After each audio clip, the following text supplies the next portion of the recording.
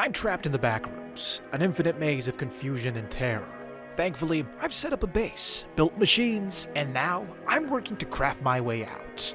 I need 12 eyes to open the exit, and with my Backrooms Factory, we'll forge them all. Join me as we turn wallpaper into machines, dust into resources, explore the endless maze, and befriend a frog? Who wrote this script? Welcome back to Liminal Industries. We are back in the backrooms. See what I did there? Nothing like starting a playthrough by running around the backrooms and collecting old furniture. Despite all our progress in the last video, there was a wood shortage back at the base. But here's the real reason I'm all the way back here. There it is, folks.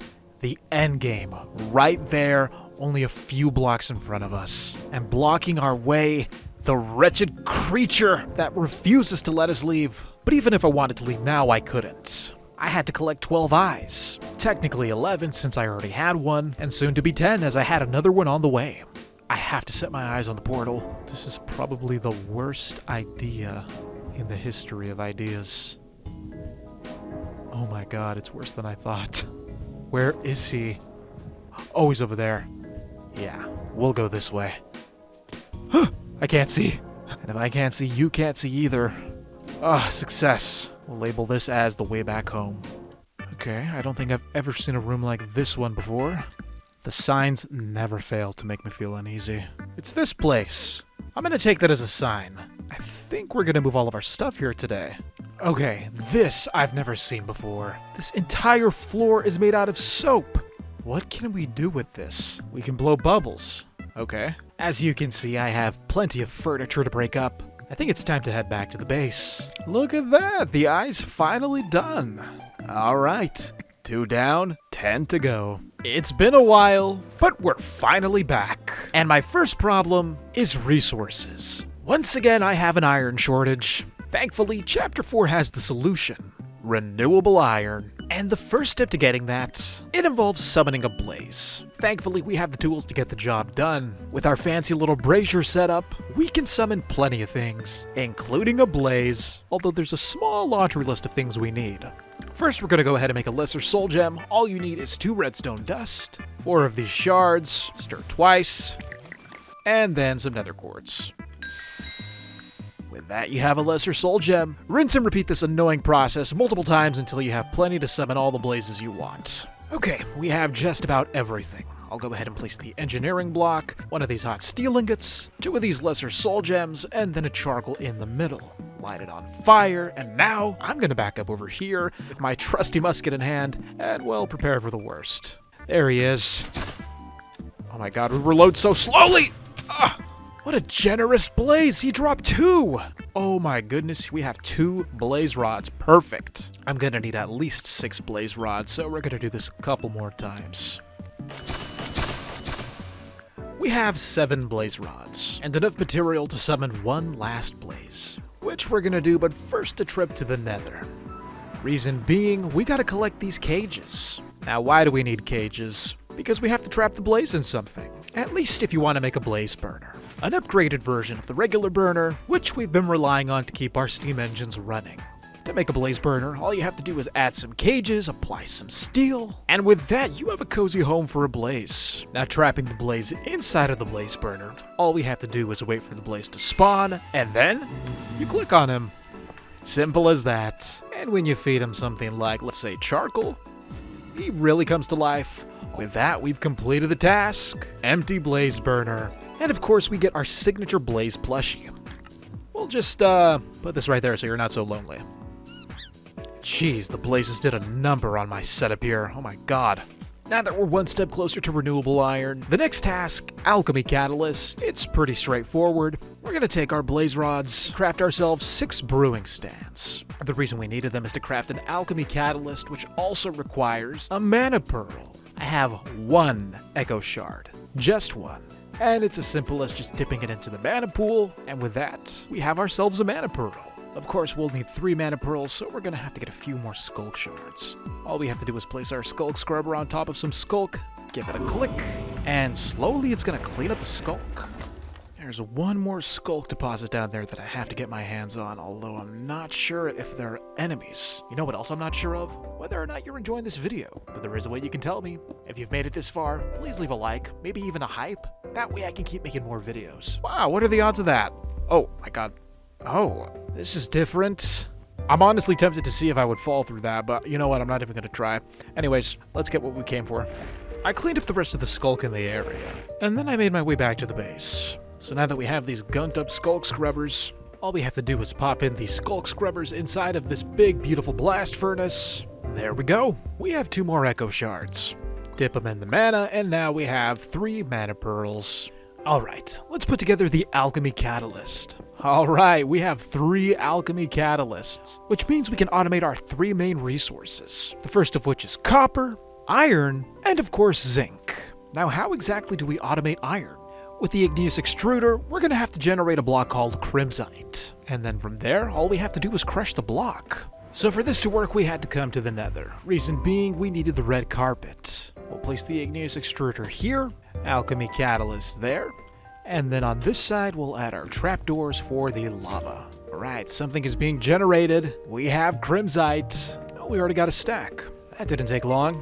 So let's see what happens when we take the stack and crush it between 2 giant wheels. Oh my god, the blazes burned the ladder too. So we'll just go ahead and dump these crimsite blocks in here. And as you can see, we have a couple of products right here. The first is crushed raw iron. And the second is raw bauxite. When you smelt it, you get aluminum. Now, here is where we have to solve a little logistics issue. Our iron is being generated in the nether, but we want it here in the backrooms. There are many ways to solve this problem, but for now I want to keep it simple. So we're going to take some iron, make them into plates, some of them into rods, plus we're going to need some creosote oil, so let's turn off our little drainage system just for now. All we need is a bucket's worth of the stuff. Alright, we have a bucket of creosote oil. We'll go ahead and use it to convert these regular planks into treated planks. And with them I crafted a wooden storage crate. Now the appeal of this block is that like a chest, it can store items. But it also has the function of a shulker box. When broken, it retains its inventory. But you can upgrade it even further. By adding iron plates and rods, you make a reinforced storage crate. Basically does the same thing, but it's explosion proof. Okay, now all I have to figure out is how to get the items from point A to point B. Let's go ahead and make some conveyor belts. The first thing we have to do is grow industrial hemp.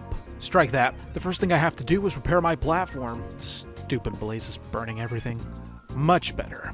You guys remember the good old garden cloche? We're taking the wheat seeds out and replacing them with industrial hemp seeds. Now that we're growing industrial hemp, we'll have access to a new resource. Industrial hemp fiber. Now, it's producing fiber at a pretty slow rate, so we'll just let this grow and come back to it when there's more. After all, we still have to craft conveyor belts, which is pretty simple.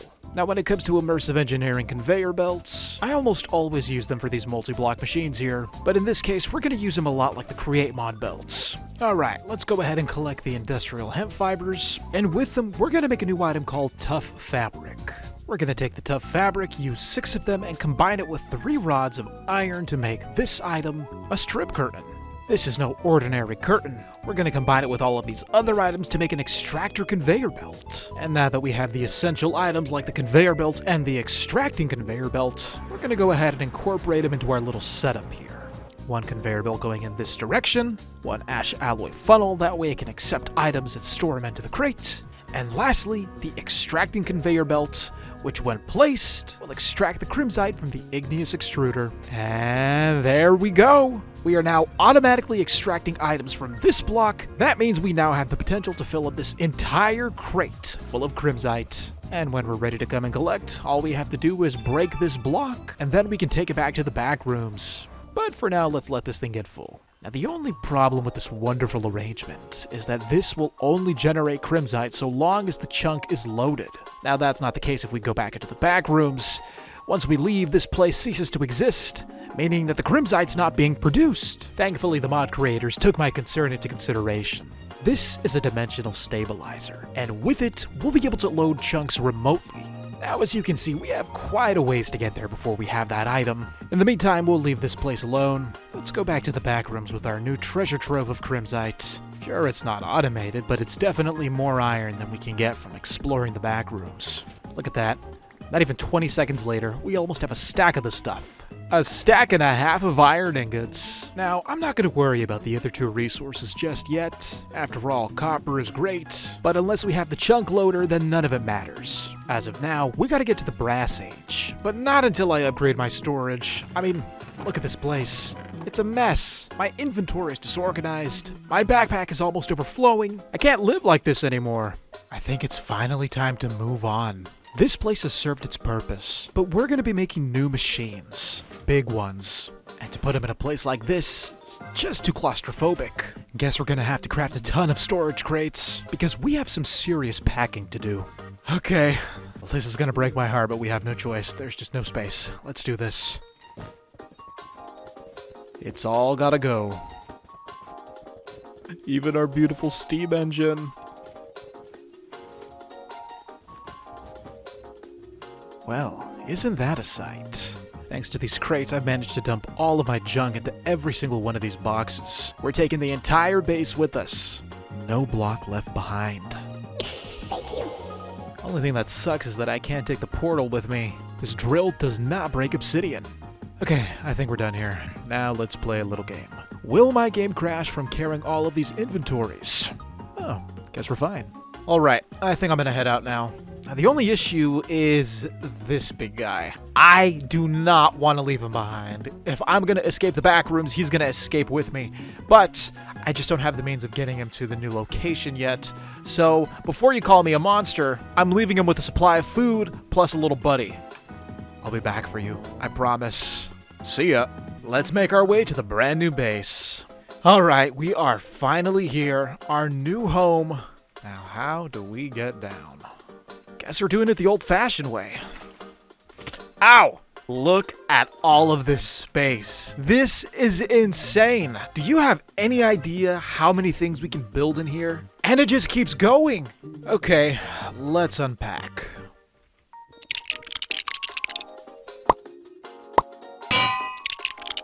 It's time for a tour. This space had everything the last one had. We have assemblers, we have crushers, we even have the good old bamboo farm. All of our beautiful machines powered by electricity. And of course, we can't forget the most important part. Plushy Mountain. You may or may not recognize what this is supposed to be. If you guessed an end portal frame, then you're correct. We only have 2 eyes, which means we can only fill 2 of these slots. Hopefully by the end of the video, all of them will be full. I think it's safe to say that we've settled in nicely. There's still stuff I have to unpack, and before we get back to the chapters, there are a few things I want to do, like explore this nearby area. Who knows what kind of resources lie nearby? What is that? No way. That better not be what I think it is. Oh my god. This is an entire neighborhood, and is that supposed to be the sun? Wow. I mean, I had a feeling there were structures, but I didn't think there was anything this big. Houses. All furnished. There's a coaster with a tool. What is that? It's a spatula. Okay.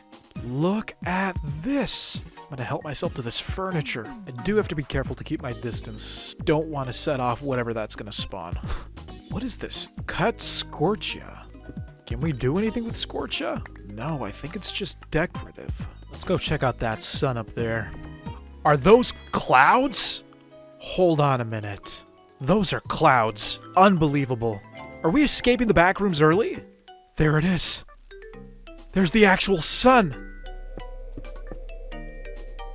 What? What is this? Block of sky. I can break it though. Oh my god.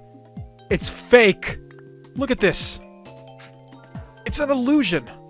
It's a fake sky in my hand. And there's the moon. What kind of dimensional nonsense is this? We're gonna take it. We're collecting these. I don't know what we're gonna use them for, but this is just super interesting not to take. I can, like, see through the back rooms. And like that, it's all gone. Oh, it's another one of these rooms. Everybody was telling me that this was a Portal reference. Don't hate me. I've never played Portal before. Like, is this also a Portal reference? What is this? I know that's supposed to be a companion cube. On the other hand, the bathtub with the toilet, I don't get that. That is 100% a fake wall. You can tell by the way the light passes through. See, I'm learning. We haven't seen one of these in a while. Probably not the best way to go. So I just came out from there, and I don't know if this is a chunk error. No, it's not. It's another one of these canyons. Wow, that is a crazy optical illusion. Wait. What the? Did we just... Hold on a minute. Is this what I think it is? It is. Oh my gosh. If you are like big on liminal spaces, then you know exactly what this is supposed to be. I can't believe they included it. It's the abandoned bookstore. Wow. Props to them, man. The people who made this pack really put a lot of love into it. That's insane. This is a new room. It's just a pit. There's something up there. I think there's something up there. Could be wrong. Okay, we just have a few chairs. That's about it. Oh no, this goes further. Oh, this is like an air duct system. Hold on. Okay, I have some torches that could probably lead us back. Well, I'm pretty sure it leads... Okay, that's a dead end, so we will go this way. I hope there's a payoff to this, because this whole maze thing, if there's nothing at the end, I'm going to be mad. Sneaking through the vents like a weirdo. Oh, wait, no. Is this the exit? This is something. We got a couple jukeboxes here, basically 2 diamonds, so that's not bad. Yeah, I think we covered it all. That was probably the payoff, the 2 jukeboxes. Okay, we'll give this a try. This better work. Come on. Okay, yeah, this is worth exploring. I've never seen wallpaper that's just this smooth. Yeah, this is unusual. What? No way! Oh my god, we just found a geode! I didn't even know that was a thing! The only thing that sucks is that my drill is already out of power. We're gonna have to go ahead and improvise. There we go. Beautiful. I'm definitely gonna have to mark this to come back for more amethyst. Alright, what's around this corner? My god. That is a hallway. Jeez, what the... Okay, well, there could be a number of things in these little crevices here. Oh, at this point I'm gonna get disoriented. Every direction looks the same. Oh. Oh my god! Oh, we lived. Uh-oh. Oh my god. Please die.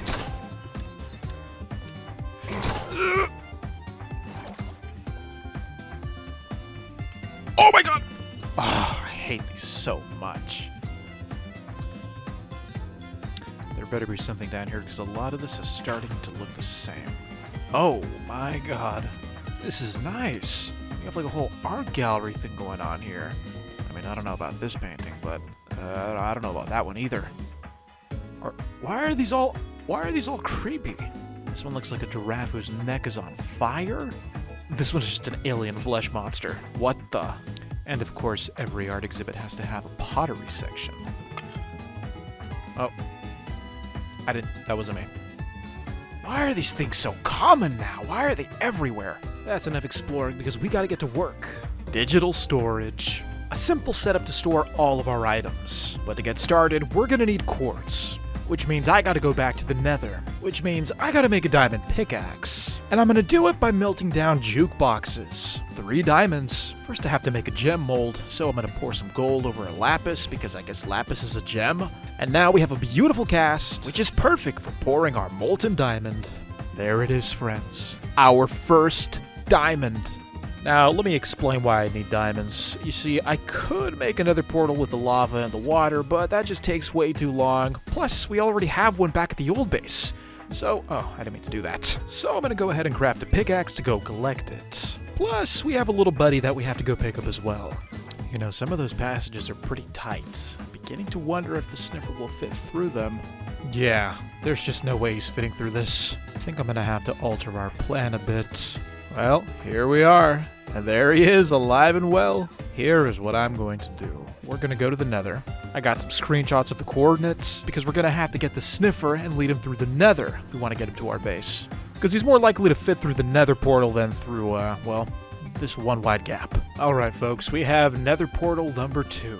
Let's see what the other side looks like. And it looks the same! Okay. I mean, I don't know what I was expecting.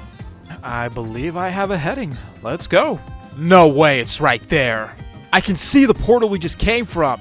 They're that close? Okay, this went better than expected. where is this guy? I'll take this spec, thank you very much. And there you are, let's get out of here. I know change can be hard, but you're gonna make so many new friends at the new base. Alright, we got him in the nether, let's go. We are back at the base, perfect! Yes, plenty of space to roam and to sniff. This is gonna be good for you. Now that we have our buddy back, it's time to get to work. I'm gonna need a decent amount of quartz. Let's go ahead and crush these checkered blocks. The blocks are getting ground up and converted into quartz. The first thing we have to craft is an ME chest. It's heavily dependent on a resource called Certus quartz. And to get Certus quartz, we have to crush regular quartz into a fine powder. Alright, we got about 4 stacks of the stuff, but we're not done yet. The next step is to dip the quartz dust in mana. By doing this, we get Certus quartz dust. Next, I have to use the crystallizer. You gotta supply the thing with water, that way the dust can grow into a crystal. Certus quartz. The only problem is that it's always running out of water. I would connect create pipes, but I don't think they're compatible with this block. But it is compatible with fluid ducts. And to make that, we're gonna have to craft a new metal, bronze. To get bronze, all we have to do is combine copper and tin.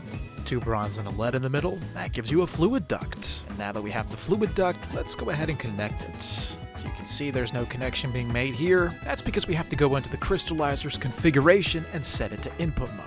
As you can see, water is flowing into the crystallizer, and the dust is being converted into Certus quartz. The only thing that bothers me is that they don't actually merge well together. There's a gap here, and I don't think I can close that. But it's still working.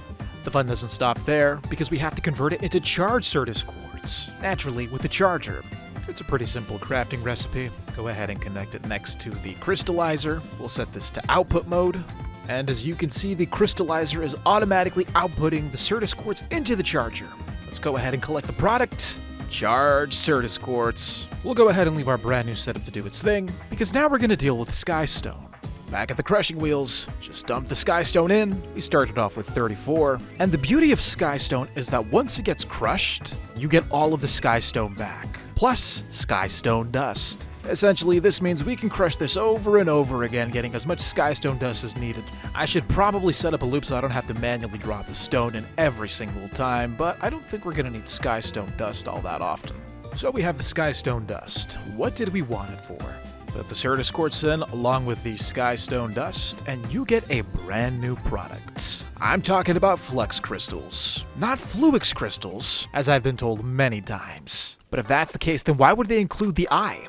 Doesn't matter. This is what we're making. So the quartz and the dust are going to combine to make all the flux crystals we need. The next thing I have to do is craft some cables. Now, these cables alone are pretty useless as far as I'm aware. That's why we needed the flux crystals. Combine the cable with the crystals and you get something we can actually use. This is an ME glass cable. But before we can use them in our main crafting recipe, first we have to craft the display. We're going to need glass, redstone, iron, and glowstone. And to get glowstone, we may have to backtrack. We need an item called Glimmercap Spores. We're gonna do another Britannia ritual. Some sulfur, mystical yellow petal, gold nugget, and seeds. With that, we have Glimmercap Spores, which means we're gonna have to add another set of machines here. Okay, I believe we have a couple of these to spare. Yes, we do. Alright, so we have our Glimmercap Spores. We'll go ahead and cook these in the fire. Now we have a couple pieces of glowstone. Perfect. Which means we can craft our illuminated panel. Next, we have to go ahead and craft these cores. 2 different types of variants, but they look identical. Now we can craft the terminal. And with that, we can craft our item.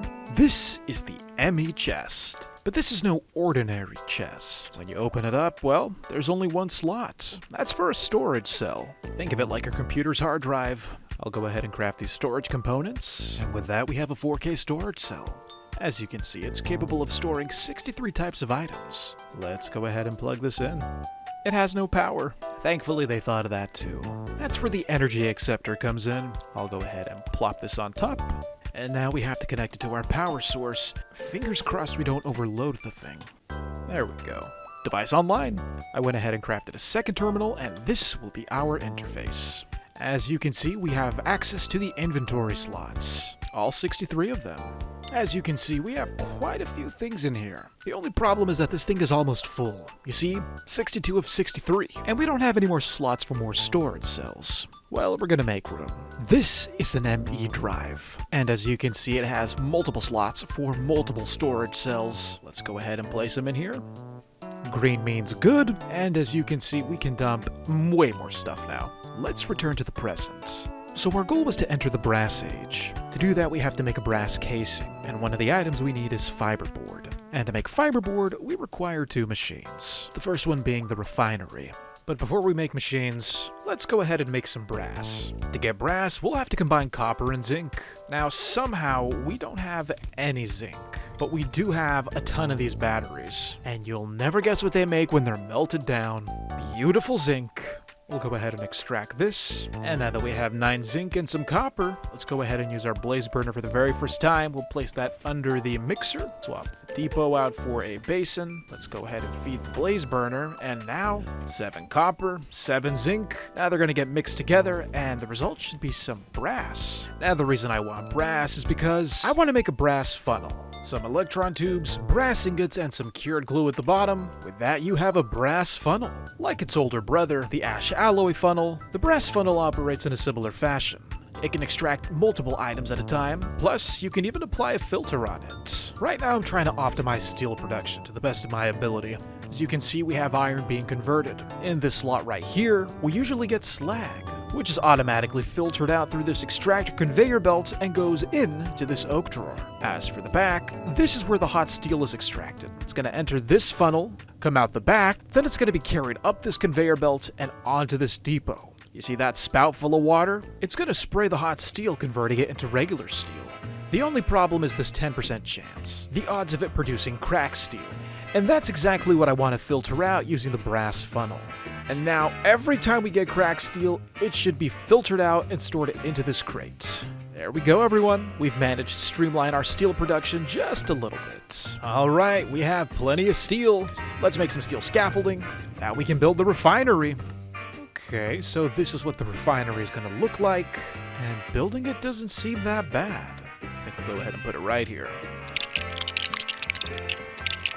Last block, and boom! We have ourselves a refinery. Ooh, that is quite the UI. Seeing as how we're on a roll here, let's go ahead and make the fermenter. I hate when I'm always missing one block. I give you the fermenter. What a beautiful looking machine. Now that we have both the fermenter and the refinery, we can finally move on. It's time to make fiberboard. First, we have to make phenolic resin. To make phenolic resin, we have to combine ethanol with creosote oil. Plus, we'll need a silver catalyst. As for ethanol, that's where the industrial fermenter comes in. You get it by fermenting different types of fruits and vegetables. In our case, I think we're gonna go with berries. For every berry, you get 50 millibuckets, and every berry bush gives you about 2 or 3. We're talking about 100 to 150 millibuckets per berry bush. I think it's time we make another building. I'm gonna go ahead and borrow this big box of cobblestone. We'll go for a circular tower design. Is this a circle? Pretty sure it's a circle, I can't tell. It's getting kind of annoying having to swim up here every single time I want to get a view. It's kind of a circle. I think I'm gonna have to deviate real quick. We need a means of getting up here quickly. Let's go ahead and craft a chain conveyor. We'll craft a few of these. Okay, and then where do we want to put this? Let's try for right here. Okay, so far so good. Hopefully this isn't too steep. Please link, please link, please link. Okay, let's make it less steep. Yeah, I had a feeling. There we go, much better. Now let's connect it to some power. Hopefully this doesn't overstress the setup. Okay, this is moving. Oh, you can see it's rotating. Nice. Okay. And we have movement. Ho, ho, ho! Take a look at that. Now this is traveling. Oh, that is beautiful. You can make ski lifts with this. Plus, I think we can transport items with this as well. The possibilities are limitless. All right, let's catch a ride back down. I love this dangling animation. It looks so cool. As a matter of fact, this just gave me a great idea. We're gonna make a conveyor that takes us to the other side of this canyon. I mean, if I wanted to, I could just keep this bridge that I'm building, but where's the fun in that? Nice. Now we'll just go ahead and demolish this. Ladies and gentlemen, we have basic transportation. Now, this is definitely not the most efficient way to build a berry farm. After some consideration, I don't think I'm going to produce enough dirt to make the design I want, so the tower is out the window. The first layer is going to have to be carpet. We just don't have enough dirt for this. Okay, we have to soak the carpet, so this is going to be a while. One berry bush at a time. Alright, so we have ourselves a nice little berry farm here. Now we have to harvest it. So how do we do it? With the harvester. A tool that allows us to harvest crops without breaking the base plant. First thing we have to do is make some rails. Perfect. Alright, so we have some tracks down. If you're wondering why, I'm going to build a contraption that's going to cycle back and forth between the tracks with the harvesters attached to it, collecting all of these berries. Let's go ahead and craft some harvesters. And this is the most important block. This is known as a cart assembler, and any minecart that passes through it will move the blocks above it as one structure. In this case, that structure is going to be our harvester. Alright, so we have our cart assembler right here. Let's go ahead and assemble this thing.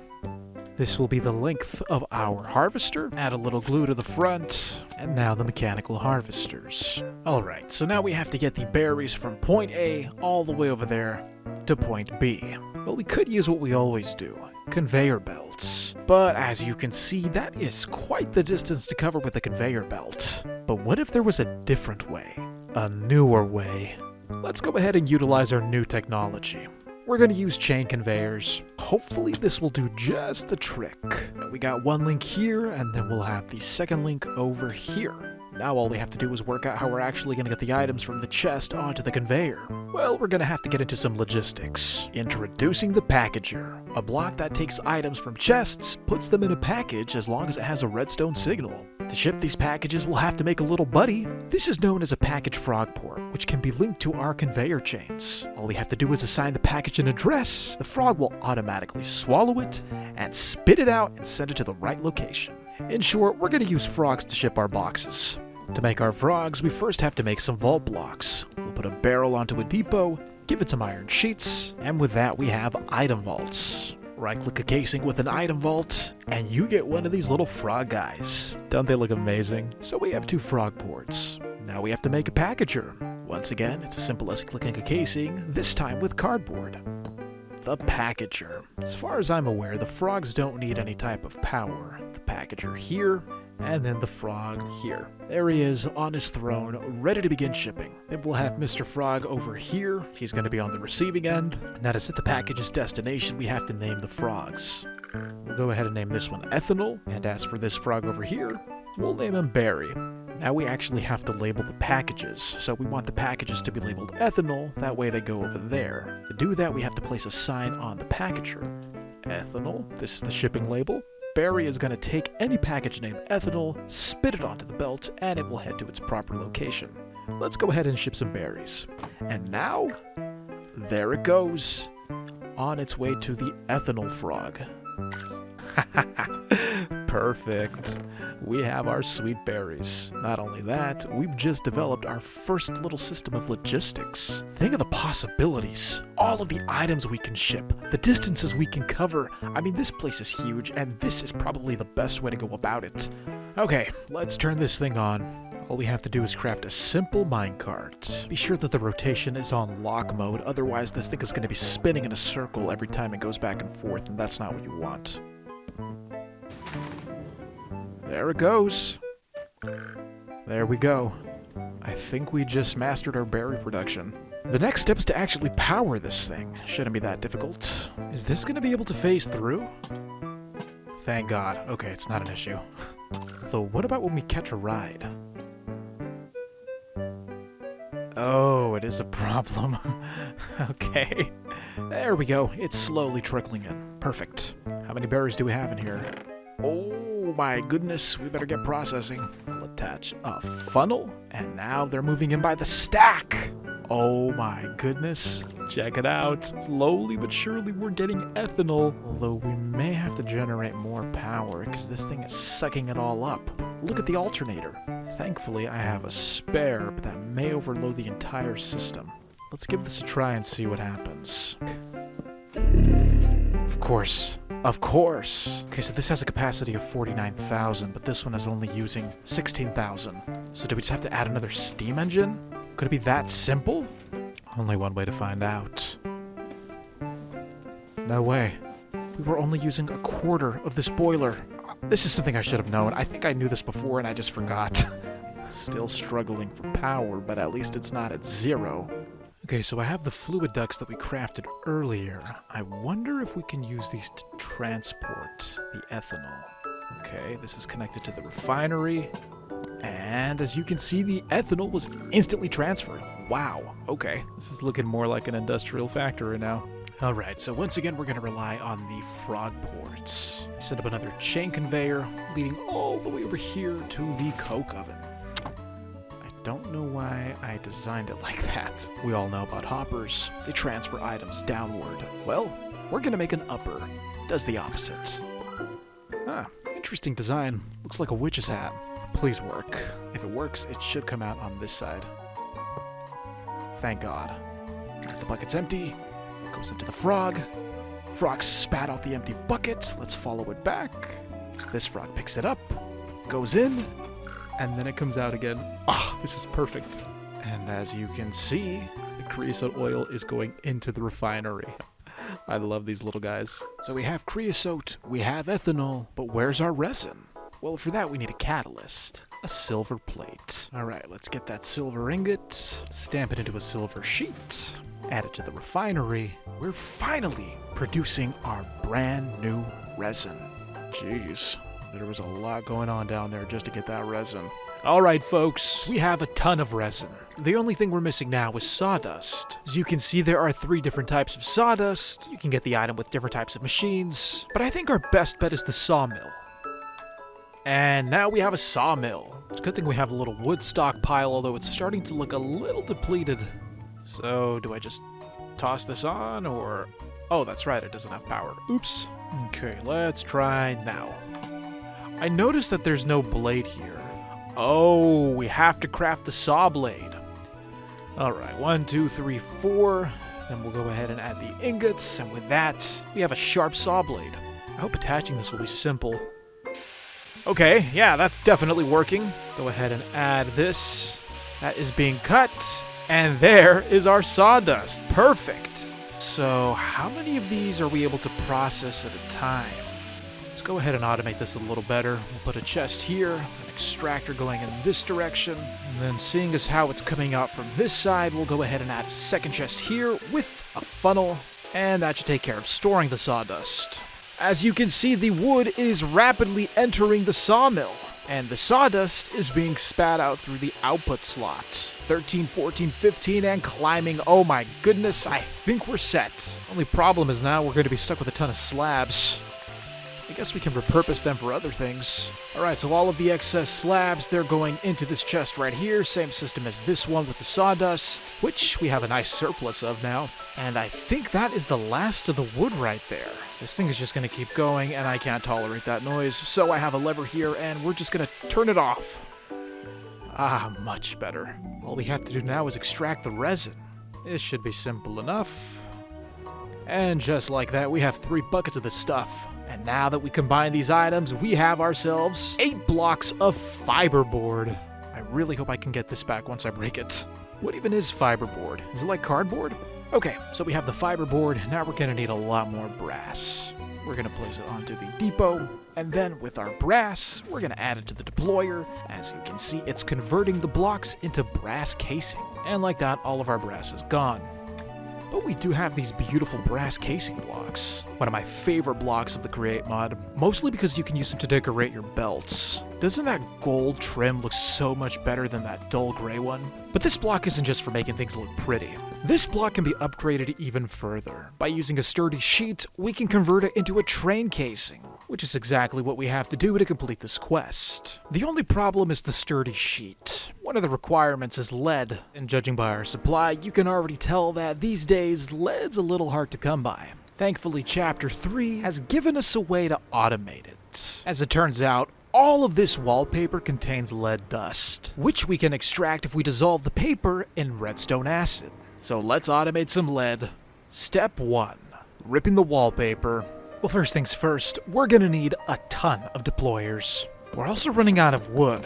Probably shouldn't have used them all to make sawdust, but what are you gonna do? Next, we gotta make a new block. This one is called a gantry shaft. With it, we'll be able to attach a carriage that's gonna swivel back and forth. Alright, I think this is a good place as any to build this machine. Alright, so we have just about everything concerning the main structure of this device. They better make good use of these axes. Have you ever seen a more beautiful sight? Each deployer armed with its own axe, ready to strip the wallpaper off of the wall. Alright, everything is set.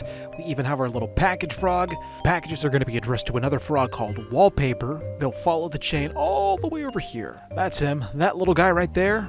That's Wallpaper. He'll accept the packages. They will go onto this depot. The redstone acid up here. It's going to spray the wallpaper. And hopefully we'll get lead dust down here. Alright, moment of truth. And go. Alright, the wallpaper's being stripped. So far, so good.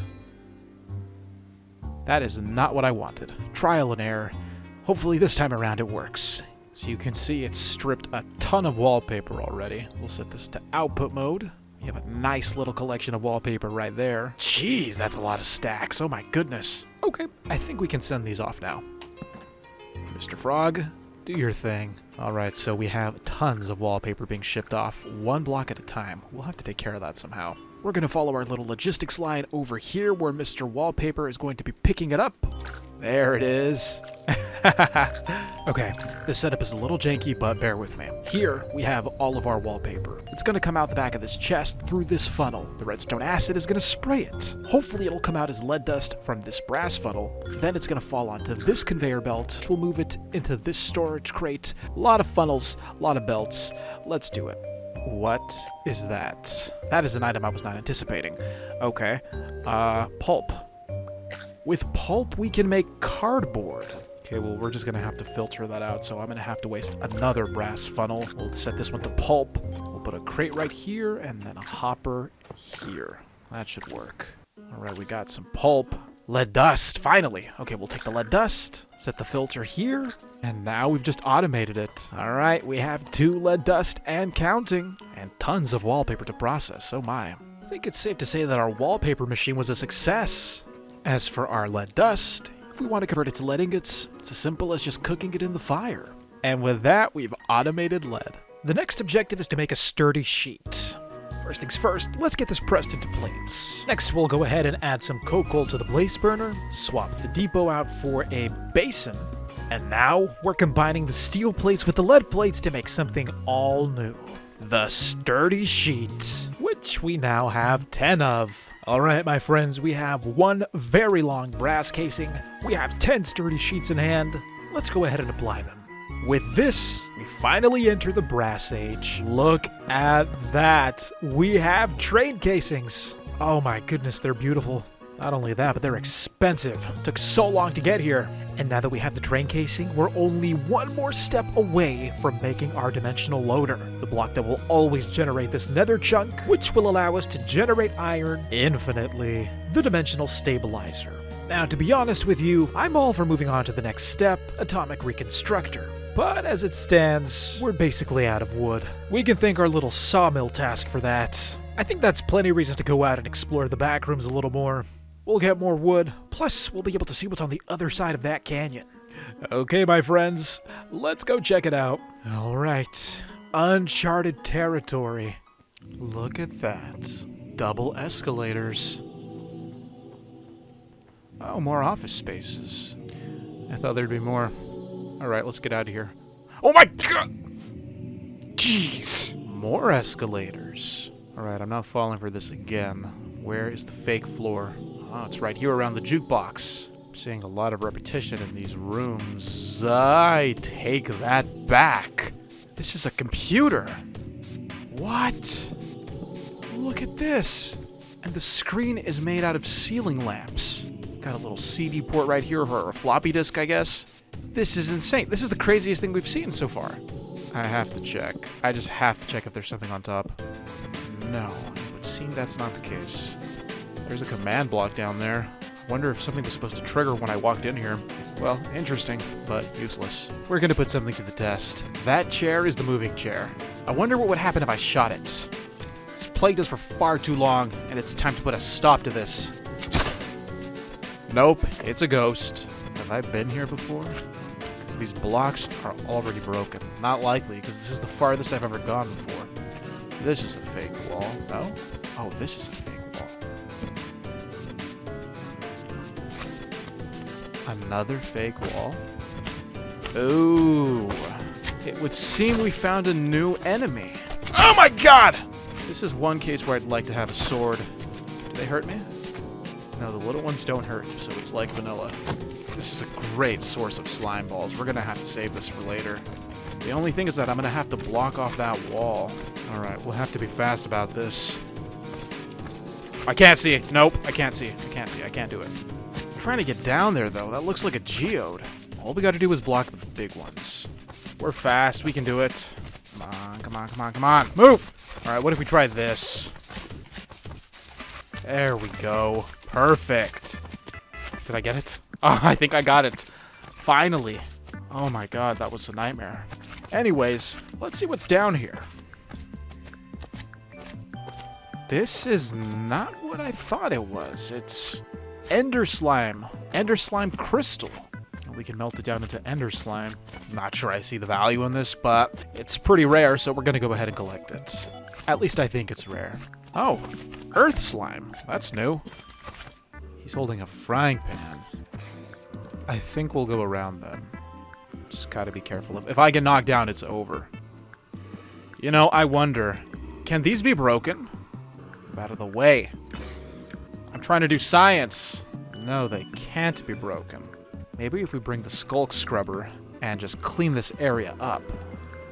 This is a long staircase. Oh my god, how far does this go? We're still going! Look at this! Guys, is my game broken? I will speed this up and you will see that this is still going. How is this possible? So what if I were to turn around? What? What? They added an infinite staircase, like in Super Mario. Well, that was productive. At least we got... Oh my god. Thankfully, we got tons of furniture. Alright, let's get some planks.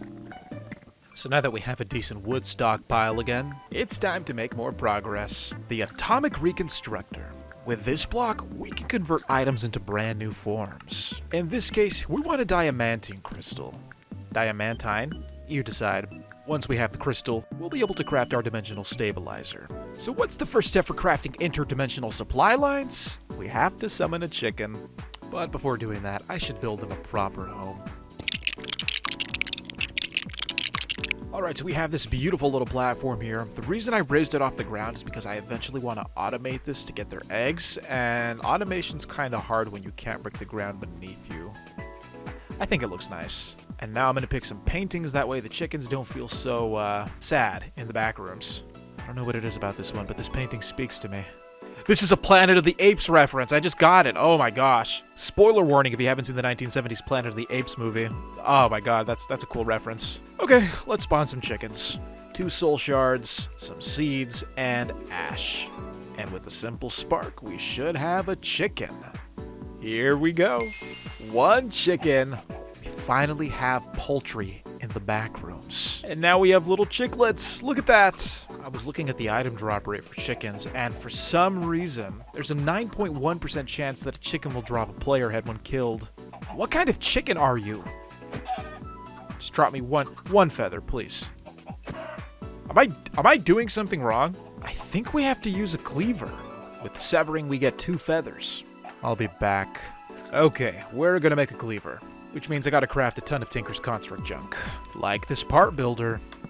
And a part chest, cause why not? And this Tinker Station. And then we'll upgrade the Tinker Station with some seared cobblestone and 3 blocks of bronze. This gives us a tool forge. And with it we can craft our cleaver. Alright, so today I'm going to show you how to build a custom tool with Tinker's Construct. The first thing you have to do is use the part builder. When using the tool forge, it tells you every part you need for your item. In this case we need a broad blade, 2 tough handles, and a large plate. Now we're not going to make our weapons out of these. We're going to use these to make casts. All you have to do is pour molten gold over the item, and now we have a perfect mold to pour our metal into.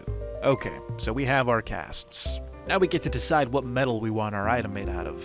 So we go ahead and keep this simple, make it purely out of iron. Once you have your metals melted, all you have to do is pour it over the casting table. Now we take the parts to the tool forge and assemble them here. Alright, we have our iron cleaver. I still didn't get feathers, what? Just solidified XP. Thank God, finally! With this feather, we're gonna craft a new item, a rune of air. Feather, carpet, string, mana powder, mana steel, of course the stone, and now we wait. Next, we have to craft a mana lens, and when you combine the mana lens with the rune of air, you get an item called the velocity lens. Next, I'm going to craft a ton of these redstone coils, then we'll use the last of our gold to make this flux coil. Oh no, we still have some. And now we have all the parts we need to craft our beautiful block. Ladies and gentlemen, I give you the Atomic Reconstructor. So how do we use this? Let's not get ahead of ourselves. First, we have to supply this with power. Alright, we have a ton of power flowing into this. Oh my god! This thing just shot a laser. Will it hurt me? No, but I feel power. Alright, we're improvising. So the first thing we have to convert are these black quartz crystals. Oh my god, that was fast! These things made quite the test subject. Alright, let's go ahead and melt down these jukeboxes because we need a diamond. And so we have our diamond. We'll set this back to pulse mode. The diamond on here. Oh my god, that was instant. Diamantine crystal. Yes! We have the crystal. We have the train casing. Let's finally complete this quest. Let's craft a dimensional stabilizer. After all this time, a dimensional stabilizer. We can keep chunks infinitely loaded. So does this need power? It does need power. Alright, we have a grid interface going on here. Whoa! It's highlighting the entire chunk. That's a nice little visual aid to show us what's being loaded.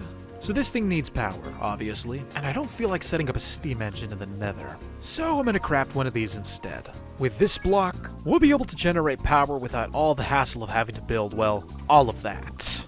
Crafting it requires that we move down the progression tree, so our next step is to make a machine frame. This block is comprised of two components, the upper and bottom half. So to make the bottom half, we're gonna have to use these new crystals that we made, plus these heavy engineering blocks. Go ahead and craft a few of these, and that's what it looks like.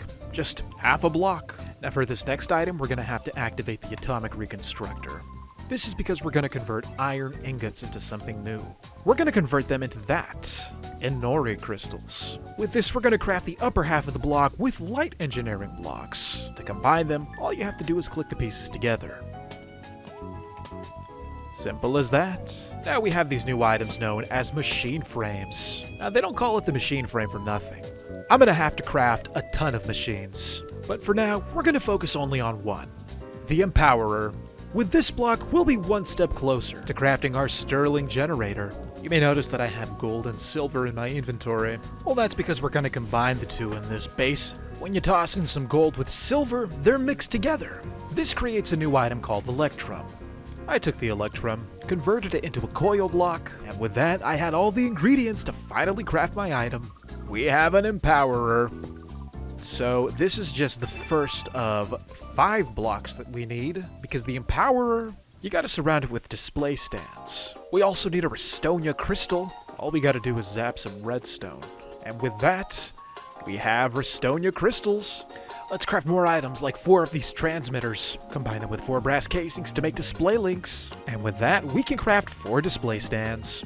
Alright, we have them all. 1, 2, 3, 4 display stands, which means this Empowerer is fully functional.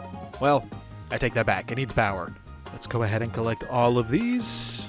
We've completed the quest. And our reward? Another party popper. Ah, good times, good times. The goal is to take our precious void crystal and charge it up to make it an empowered crystal. And for that, we need a new item, tar.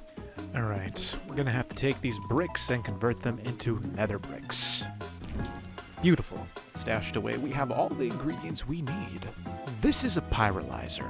With this block, we'll be able to generate tar.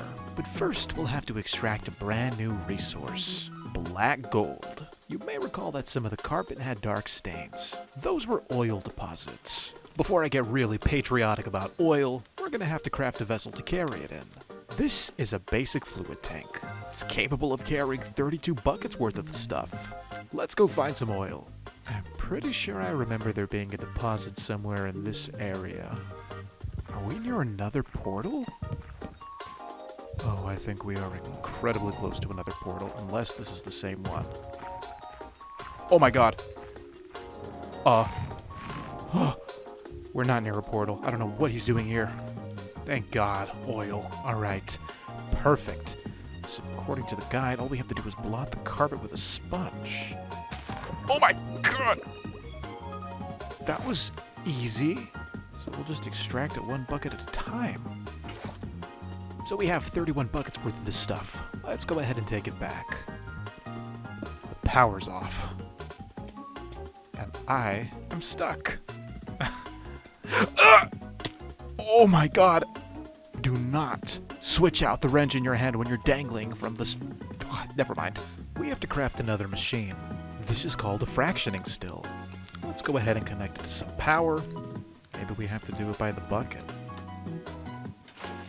Oh, that seemed to work. We created a new item called bitumen, and then we're gonna cook this up, and this should give us tar. There it is. One ball of tar. And a piece of coal? We'll worry about the coal later. Right now we have tar, and it's time to upgrade the void crystal. We'll put the void crystal in the middle of the empowerer, and then I think all we have to do is place the tar around it. Something should have happened. How do we actually activate this? Well, that is the crafting recipe. Okay, I looked up an image. These things are way too close.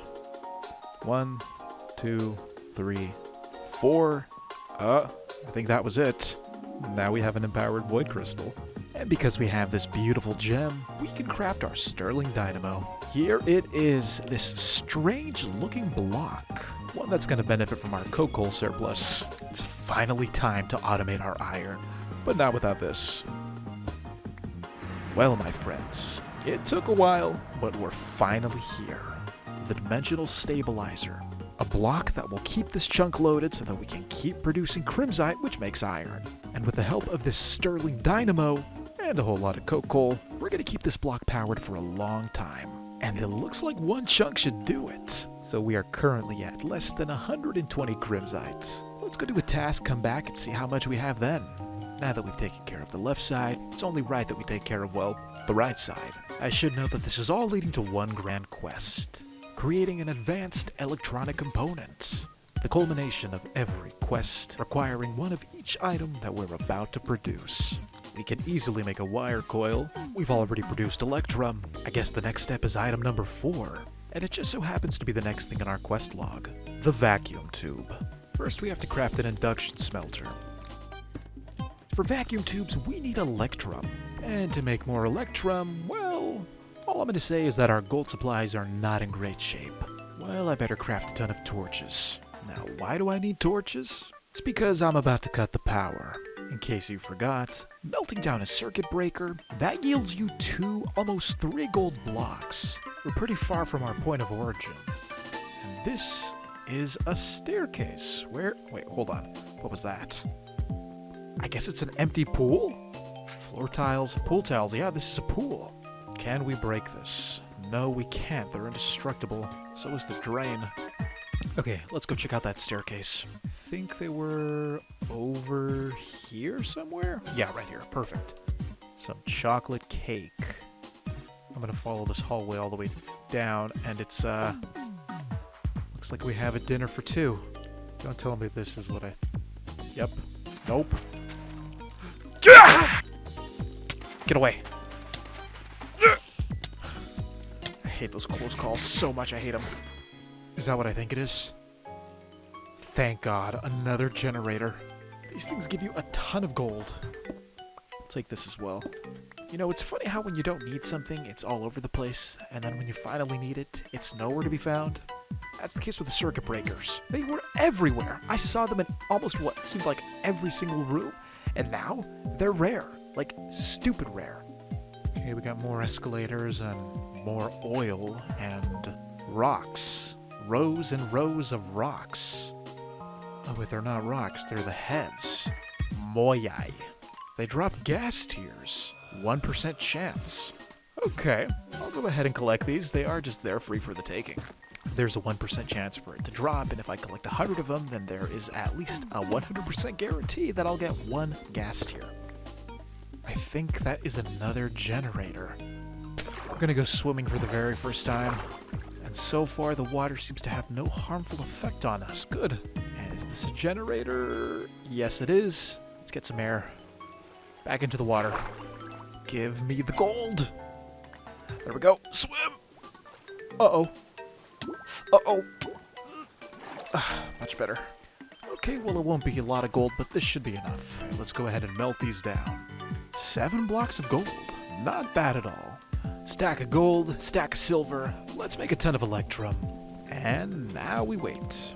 Now that we have a stack of electrum, we can finally produce vacuum tubes. Now we can finally use our induction smelter. Some electrum wire, the electrum ingots, and some glass. We get vacuum tubes. Look how gorgeous it is. And now that we have that, we're only left with one more item to make. Duraplast sheets. So it turns out that Duraplast is just frozen phenolic resin. That's the stuff we've been making in our refinery. All we have to do is freeze it, and for that we'll need one more machine.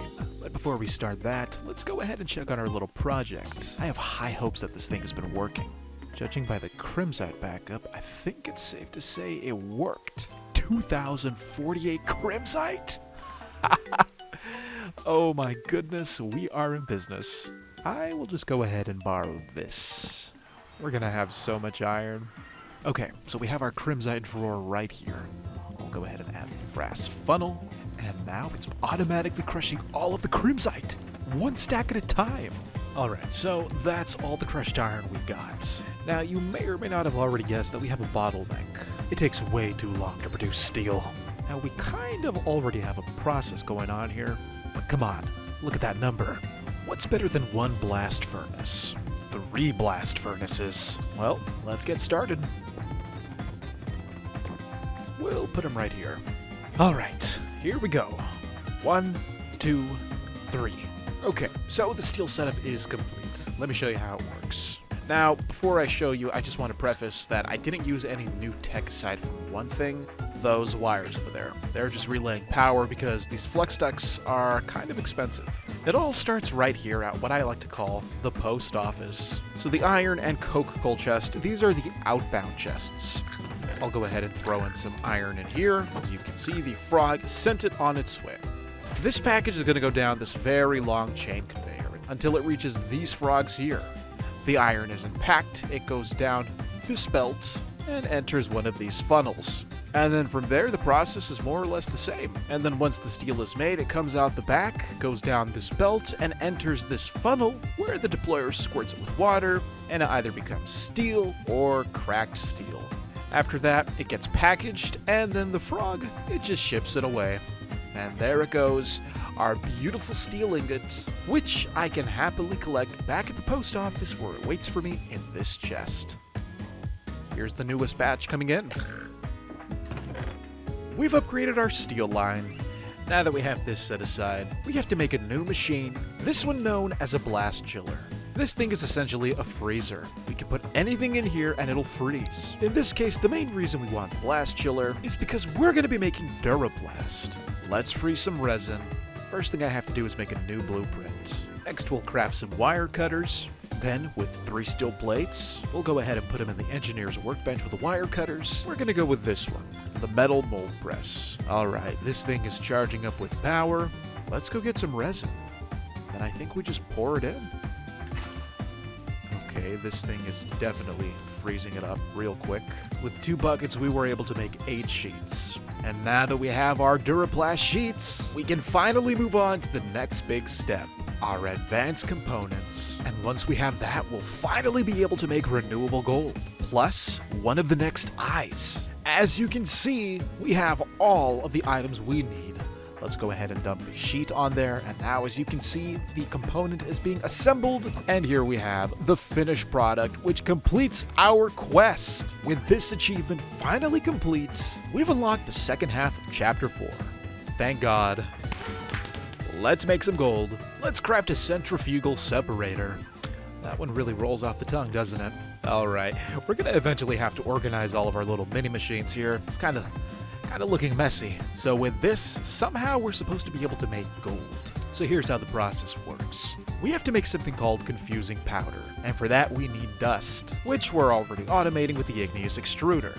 Okay, this is simple. Igneous extruder here, lava there, trapdoor on top because we don't want a fire starting, and then the vacuum block here. And with that, we're producing dust. Perfect! This world is full of perfection. Next, we have to go ahead and craft an upper, and this is going to transfer all of the carpet dust into our new centrifugal separator. And as you can see, we have a ton of dust pouring in now. Now, the odds of getting confusing powder, it's kind of low, but boostable. I think we're going to have to craft these items. This is an integral component, and as you can see, it utilizes the new item we made. Plus, we'll have to create a brand new ingot, Invar. With our brand new Invar ingots, we're going to go ahead and craft the components. With this little machine, we should be able to increase the output. This augmentation has a scale factor of 2, but we can raise it if we upgrade it. Plus, it has a scale factor of ×3. So I have 2 components in here. So hopefully this improves our odds. Aside from that, this thing is going to be running all the time. For demonstration purposes, let me show you what the confusing powder does. We're going to take some lead, some confusing powder, add some water to our crucible, and then from there, I think we just dump it in. With that, we've created gold. An annoying process, but necessary. With that, I think it's safe to say that gold will no longer be an issue. I have built this contraption. That's funny. The next task is a fun one. We're gonna make the old eye. And to do that, we have to spray a clock 100 times with, get this, the flow of time. Mind you, the concept of liquid time is not all that foreign to us. To get the flow of time, we have to drain it from a time in a bottle. Each bottle gives us 250 millibuckets. So we're gonna need a lot of bottles and a lot of sulfur. There are a couple of ways to go about this, but we're going to use the crucible method instead. As a matter of fact, I think we'll need 2 of them. We also have to craft a new block. This is an aqueous accumulator. Alright, now where do we want to put this? I say right here. What's one more machine? Alright, so the first thing we set up is our aqueous accumulator. If you're going to use this, remember you have to have water on 3 sides of the block. We're going to add our campfires. Slap on the crucibles. I'm trying to get this to output, but it's not doing that. So I read that if you attach a servo, that's the case. We could try this one. Let's see if this works. And it worked like a charm. Wow, it was that easy. Now that we're back on track, let's go ahead and add some droppers. And then from there, we gotta get to the redstone stuff. 2 pulse repeaters. Set them to 10 seconds each. And then set up a little redstone loop. Droppers in place, chutes in place. And don't forget to add a vacuumulator. There it is! Our simple sulfur setup. We'll go ahead and let that accumulate. Let's go ahead and move on to the other contraptions. We're gonna make 2 of them. First being the multi-servo press. 2 bronze ingots, an iron block, our machine frame, a flux coil. Let's plug this in and see what it does. Squeezes and deforms items. Up next, this is the pulverizer. And judging by the name, well, it's probably self-explanatory what this block does. Smashes things into more broken things. Now, I could go further with the machines we just crafted, but there's one in particular that's caught my eye. And that's because it has to do with saplings. This is a phytogenic insulator, or as I like to call it, the sapling maker. Let's go ahead and give it some water, that way we can see what it does. So to get a sapling, we have to provide it with dirt, along with bone meal or some type of fertilizer. At this point, I'm pretty sure all we have to do is wait. And in just a couple of moments, we're gonna finally have our saplings. What? Where are my trees? 10% chance. Can't really say I like those odds. We finally have one! Give me that! Oh my god, I cannot believe this is happening. We're gonna plant this over here by the chickens. Right there. The first actual tree in the back rooms. We're gonna give this guy some room to breathe. We'll be back. 2 more saplings? Can we get birch? Yes, we can. Oh my god. These 3 little plants will be the patriarchs of what will be a mighty forest in the back rooms. And like I said before, we'll check on them later. With that task complete, let's go ahead and move on over to the right. We have an eye to make. That is a lot of sulfur, which means we're gonna have to make a ton of bottles. The first thing I want to figure out is if these things are gonna stack. If not, then this is gonna suck. Of course! Before we get ahead of ourselves, we have to craft one last block. This is a fluid encapsulator. We're gonna take our times in a bottle, and then with this item drain that I've just crafted, we're gonna pour the time in a bottle into the drain. As you can see, we have the flow of time. So we'll just do this until we have a bucket's worth of the stuff. And now we'll take a spout. Can't forget the attachment servo. Flow of time is inside the spout. Look at that animation. That's so cool. Take a bucket of the stuff, and now we have a bucket of time. Pour it into the fluid encapsulator. Place the Minecraft clock inside, and that gives you an overclocked clock. This item right here is going to make up the base of our eye. It's this thing that we have to spray 100 times to get the old eye. All we have to do is set up a loopy contraction that will allow us to make multiple times in a bottle while draining them.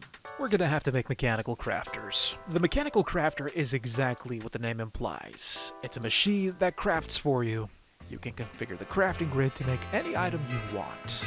First things first, let's make a couple of crafting tables. Then you take your brass casings, click them with said crafting tables, and with that you have mechanical crafters. Alright, we're running out of room down here. I mean, I could build outwards, but why do that when we have all of this space above us?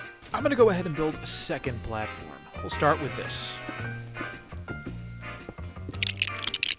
Okay, so some updates. We have a brand new platform right above our little factory setup here.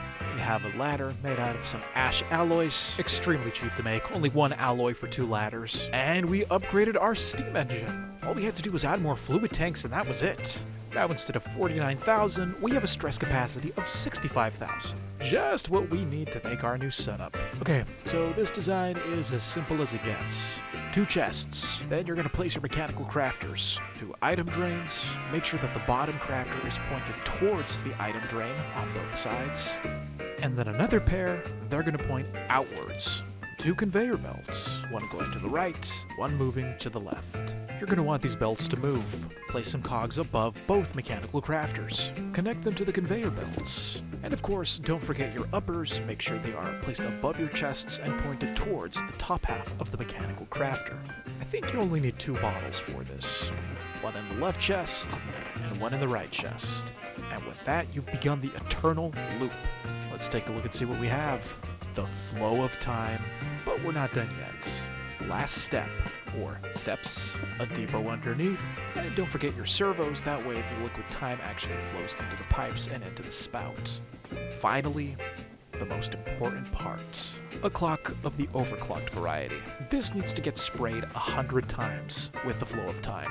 So now all you have to do is leave this here, and that's it, your setup is complete. Just make sure you have plenty of sulfur to finish it. Clearly this thing has a ways to go. And just for a more in-depth look, once the bottles are empty, they come out the back, and then they go back into the crafter. Alright, let's move on. We're entering the endgame of Chapter 4. I think we first have to understand our main goal. Abducting dimensions. With these blocks, we're going to craft something called a reality frame. We'll be able to steal entire chunks from the overworld and bring them into the backrooms. By doing this, we'll gain access to so many ores that don't exist here. And to make this device, we need blocks called reality charges. But to craft reality charges, we're going to need a brand new metal. This is called a reality alloy. And it can only be made in a very expensive machine. We have to build an arc furnace. This is going to be the most expensive machine we've ever made yet. So I better start making steel. We do have a small steel stockpile, so we can get started with what we have. 6 blocks of steel? It's almost the entire stack. Now we have to make a ton of this sheet metal. Okay, it was a long laundry list, but we have all of the items. I think we're gonna put it up here. Speaking of... oh my god. It's done! Oh my goodness, folks, we finally have it! This is a monumental achievement. The 3rd eye. The old eye. Only 9 more to go. That is quite an impressive model. Okay, first layer doesn't look that bad. With a single click, we now have a monster of a machine. Oh my god. The arc furnace. Those are a lot of input slots. Oh my goodness. Please draw your attention to the top 3, because if we're gonna power this thing up, we need graphite electrodes. Now getting those should be pretty simple. Alright, we're gonna take this bronze and crush it down. Or press it down. And now to take them to a crafting table, combine them with a brick, we get an ingot cast. See all of that beautiful coal coke? We gotta crush it into a fine powder. A stack of coke dust, which we'll take back to the press and add it in. The result is a hot graphite ingot. Next, we have to make another cast, this one for rods. And before we use it, let's go ahead and take our graphite ingots and pulverize them. Now we have graphite dust. Take the dust, and with that, we finally have ourselves some rods. What we have to do is just pop them in. We have 3. And now there's the issue of addressing its 64K power capacity. As it stands, we have some itty-bitty generators, each one generating 180 FE per tick. Now I'm not big on math, but to power this thing, I don't think that's enough. So we'll start simple and craft more alternators. To make them, we're gonna need lots of copper, and finally, we are almost out. I think we're gonna have to go back a few steps, and I mean way back, because now we have to automate copper.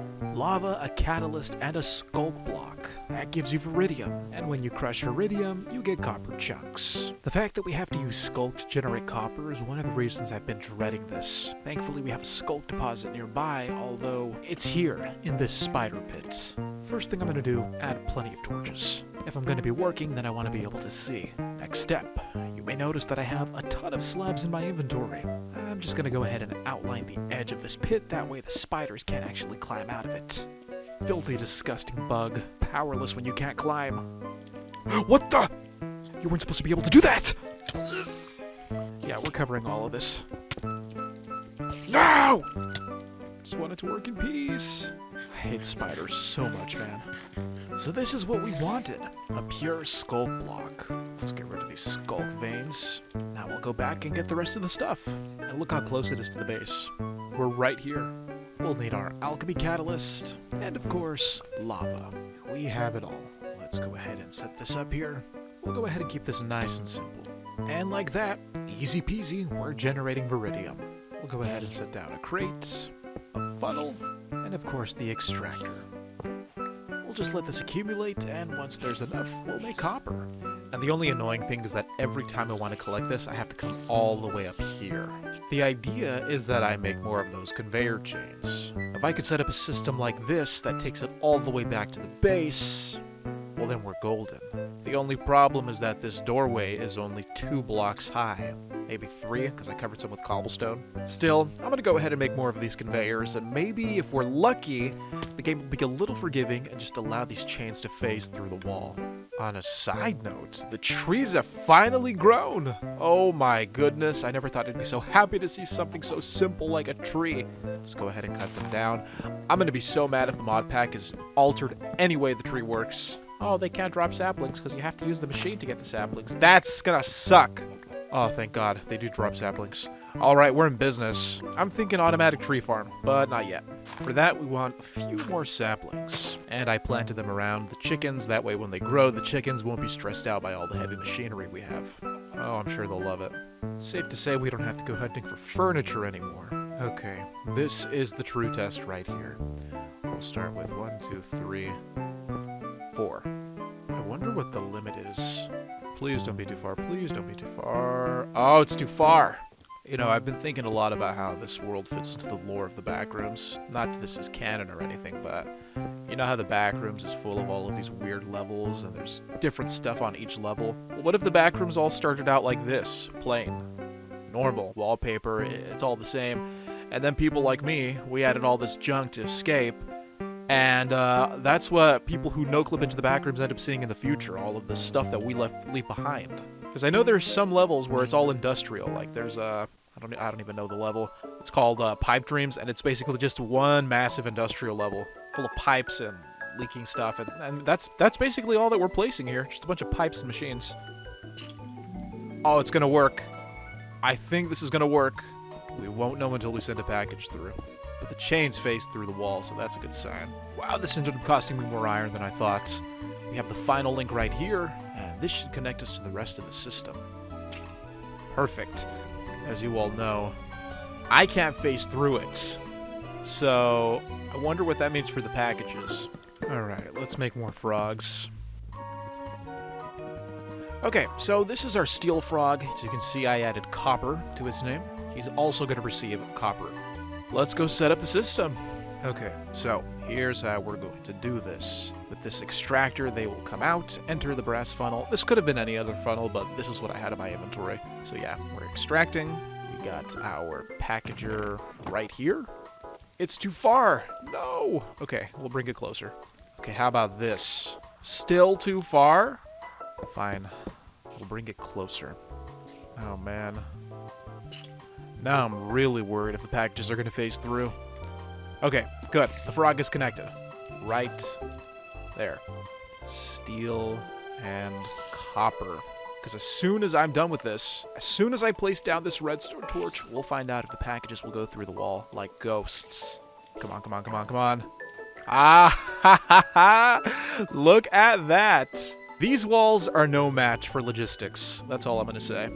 Look at all that copper we have being sent. I wonder if it's going to cause the game to lag, because we're producing about 1 block of iridium every single time, and these are a lot of entities that are being loaded. Oh, it's beautiful. Like one big organized symphony. Oh my gosh, it's like a parade. Look at all those packages.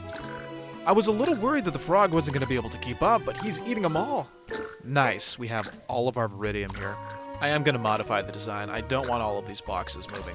It's just a little pet peeve of mine. It looks cool, but I mean, it's just too many boxes. It is an impressive sight, but I am worried that it may make the server lag, you know, with all the animations. Okay, so this was my workaround. Probably not the most efficient. So, you know, same old stuff comes out, goes into the box, comes out right here. Now the new addition is the accumulator. Sucks up any blocks that are nearby. So it may not look like it, but they're being sucked in. Check it out. See how the item count's going up? And once it reaches a stack, the accumulator will spit out the viridium, and then it'll put it in the chest, and then the frog sends a stack. And yeah, now we don't have 1 block at a time being moved. Now we have to address the overabundance of viridium that we have. In the future, I will have to automate how we process the viridium, but for now, we're going to do it the old-fashioned way. We're doing this manually. Alright, so we got the viridium being crushed in the crushing wheels, and that is giving us a hefty amount of iron, even nuggets. Okay, so we got the reward for renewable copper. Let's go ahead and process this. So we got the copper cooking up right here, and this is the poor man's workaround, but what are you gonna do? And now I'll just stand here and wait for my copper to come out. I don't know about you guys, but to me, that is a whole lot of iron, and we haven't even processed half of this viridium yet. I think I'm gonna go turn the tap off, because at this rate, I'm gonna run out of space. This is what some people like to call suffering from success. And it's as simple as just breaking this block. Perfect. So now that we have 925 copper, really?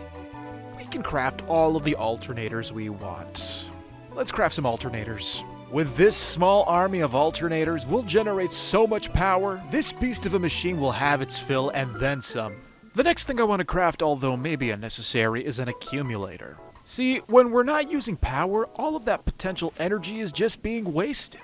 Think about it. How long have these things been running for? Most of these machines are capped out with the power that they can receive, so we're gonna accumulate all of that wasted energy. Alright, let's start by crafting a ton of capacitors. If you take a look at the hotbar, you'll see that we have just about everything to finally craft our new block. We're gonna put together a few accumulators, so here they are. Similar to the fuel tank block, you can fuse them together to make one big unit. With the setup that we have right now, this thing can store 32 million power. Not bad. Now, out of sheer curiosity, I wonder how long it would take to fill this thing. So I've connected it to some flux ducts, and as you can see, power is flowing in, or at least it was. Probably because I added the blocks. Let me log in again. A simple little reboot was all it took. This thing is getting filled with power. Not at the rate I'd like. But that's why we made these things. Only a few minutes, it's already at 3.6 million. Let's go ahead and cut this off. I don't think it retains its power when broken. So, I have a couple of options. Option 1, I can build a new steam engine up there. Or option 2, we can keep milking this one. Well, we have the fluid tanks for it. Let's see if adding more will actually increase its power capacity. That is still 65. Okay, I guess we need to add more heat. Well, we're gonna have to raise the heat, so let's make some more basic burners. Oof, this is gonna be expensive. Okay, 1, 2, 3, 4. Take a look at the power before we add the fire, and now after. 98,000. Wow, okay. Oh, we missed one. 114,000. Let's go ahead and add this last one here. And 131,000. I think that's plenty. Guess we'll put our accumulator here. And then our alternators just facing it like that. We'll start with 8. Okay, how do I do this? You know what, on second thought, it may be better to place these somewhere else. Okay, 1, 2, 3, 4, 5, 6. 14,000, 14,000. What's 14,500 times 6? I think we're pushing it a little. Okay, so here are the changes I made. I added 4 more accumulators, so now we have a capacity of 40,000. I added the extra set of alternators, so now we have a grand total of 10, 5 on this side, and then 5 on the other. That should be enough to get this thing powered. All I have to do is connect it from the top, and hopefully this will reach. Wow, that filled up fast. Okay, so this thing is functional, I assume. For some reason, we didn't get the achievement. As annoying as it is, I need that achievement, so I'm gonna demolish this. Maybe then when I get the blocks back, it'll register. There we go. We completed the quest, finally. Jeez, only came at the cost of demolishing this whole thing. Let's try now. Thank God we're back. Okay, so now that the quest is completed, I think we should inaugurate our new machine with some steel. Let's make a few pieces. So we'll just deposit this in here. Can't forget to add the graphite electrodes. Now once I add the coal coke into this slot, we'll see what this thing can really do. God, that's so loud! Oh my god! Okay, well it's holding up pretty well in terms of power. The accumulator doesn't seem to be dropping, which is even better. Okay, now we're making twice as much iron. This is still holding up and ticking upwards, so we are generating more power than we're using. And with that, we just made a stack of steel in, what, less than 2 minutes? Absolutely insane. This machine is overpowered, but it comes at the cost of, well, power. Lots and lots of power. And as our reward, take a wild guess. Ooh, we are closing in on the end now. Because we've put together the arc furnace, we can finally move on to our main task. Making the reality charges. You know, the things that will allow us to teleport chunks from the overworld into the backrooms. But to craft them, as I said before, we need a brand new metal. One that could only be made in the arc furnace. This is called a reality alloy, and it requires lead, a terrasteel nugget, an empowered Inori crystal, and confusing powder.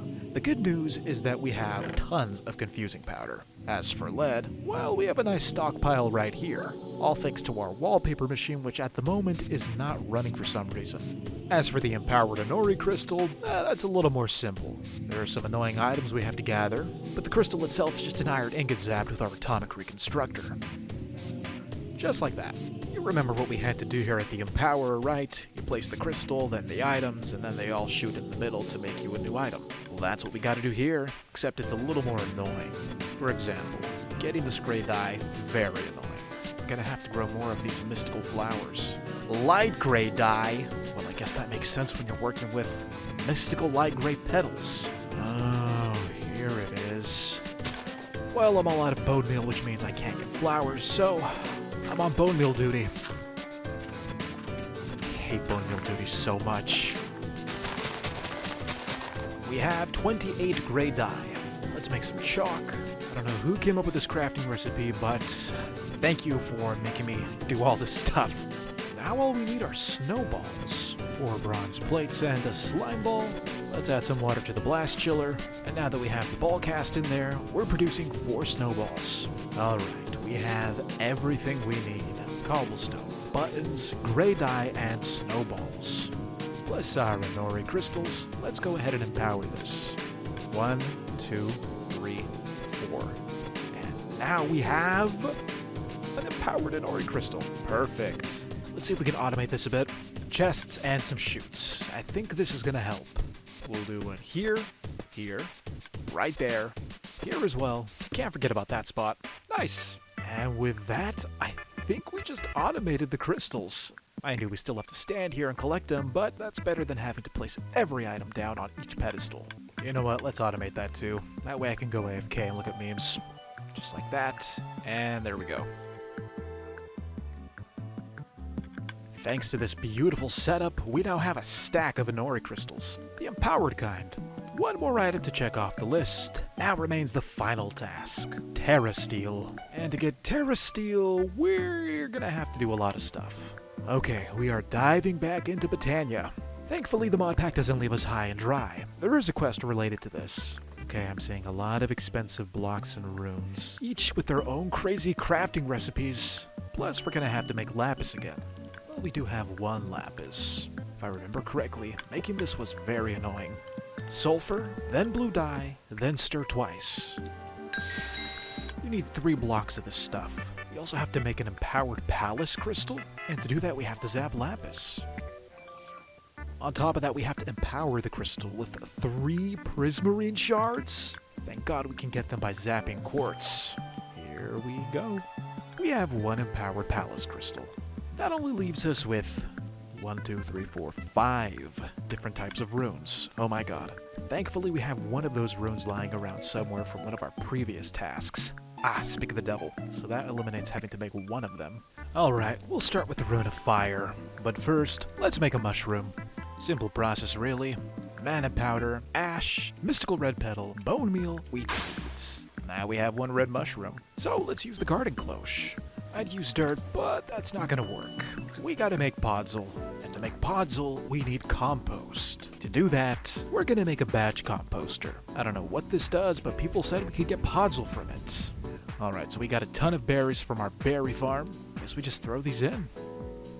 Alright, so we have 4 pieces of compost. More than enough. Over here, we'll finally put our little forest to good use. Oh, I bet these chickens are extra relaxed. I just have to borrow 1 leaf block. Combine all of these items together, and we get podzol. Let's grow a mushroom. It's gonna be a minute. 3 mushrooms. Let's give it a nice good zap. And now you'll see this is why we wanted it. Because the Rune of Fire called for nether warts. It also called for gunpowder, nether brick, mana steel, and mana powder. We have a Rune of Fire. Sorry about this, chickens. We needed that feather. Just like we needed the string, brown carpet, mana powder, and mana steel. And now we have a Rune of Air. Okay, this next one is expensive. 5 mana steel and 1 mana pearl. This is for the Rune of Mana. My god, at this price, it lives up to its name. Let's craft the Rune of Water. Bowl of water, sugarcane, mana steel, mana powder, and a fish. Thank god, this took forever. Let's make our terrestrial agglomeration plate. God, this was expensive and exhausting to craft, but we finally have the most mundane looking block ever. What resembles a lapis pressure plate with a booger in the middle. And what do we get for all of our hard work? I want to go home. This mana setup is not going to cut it. Let's make a new one. We'll need 4 mana pools. Get yourself some mana steel, because you're going to use it to craft a mana splitter. Then you place it between the pools. Side note, consider this part like a how it's made segment. You know, like what you'd see on the Discovery Channel. It's not a tutorial because I'm not a Botania pro, so if you're expecting efficiency, look elsewhere. Don't forget to craft mana spreaders. In this case, we'll need 4.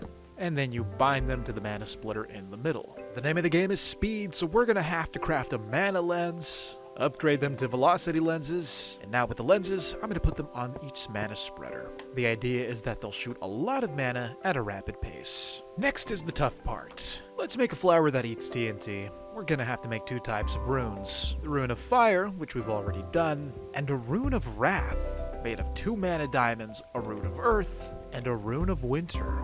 So I went about crafting a ton of runes. It was a very annoying process. With that, we can almost craft our Rune of Winter. But first, we have to bake a cake. It's a good thing we have eggs. Now, when it comes to baking a cake, there are a few ways to go about this. Option A, we can craft one like vanilla.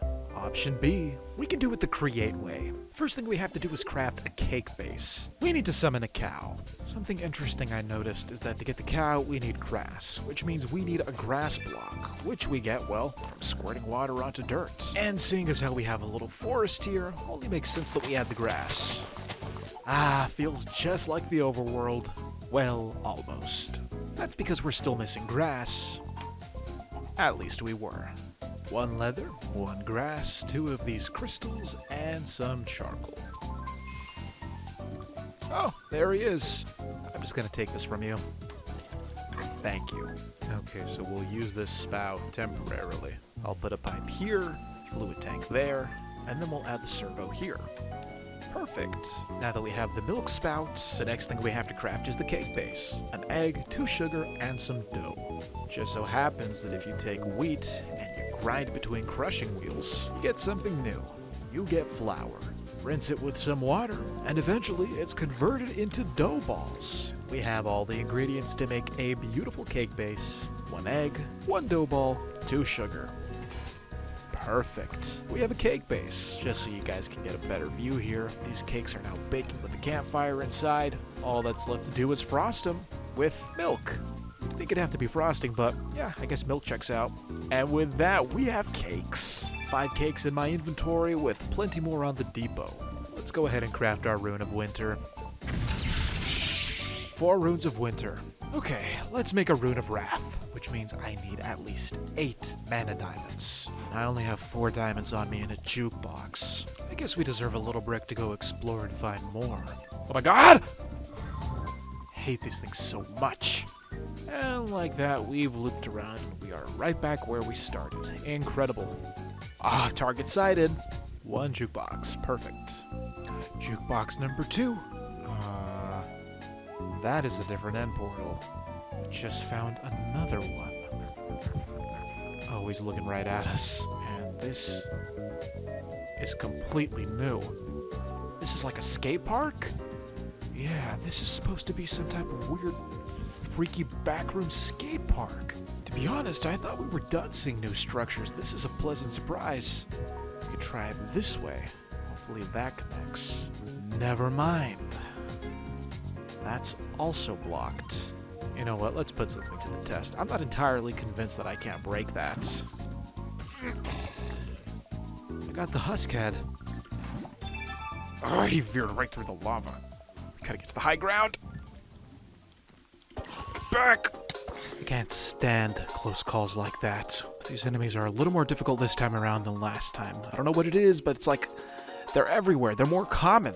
Like, this is what I'm talking about. And this cleaver is okay, but the attack is just too slow. I think we're gonna have to put this XP to use. Guess we could spare a couple to make an enchanting table. I don't know about you, but I think it's pretty obvious why we have to do this in the Nether. I'll give you a hint. It has something to do with these books. Let's go ahead and make an enchanting table. Wasn't planning on making one of these, but here we are. Now, where do we want to put this? Probably somewhere with the maximum enchantment output. I think here? I got an iron sword right here. Not wasting these diamonds. Level 14. No, we can find a better spot. You know what? Let's not overthink it. We are overthinking this. All we have to do is dig into the center of this bookshelf mountain. And with this, we should have all the enchanting power we need.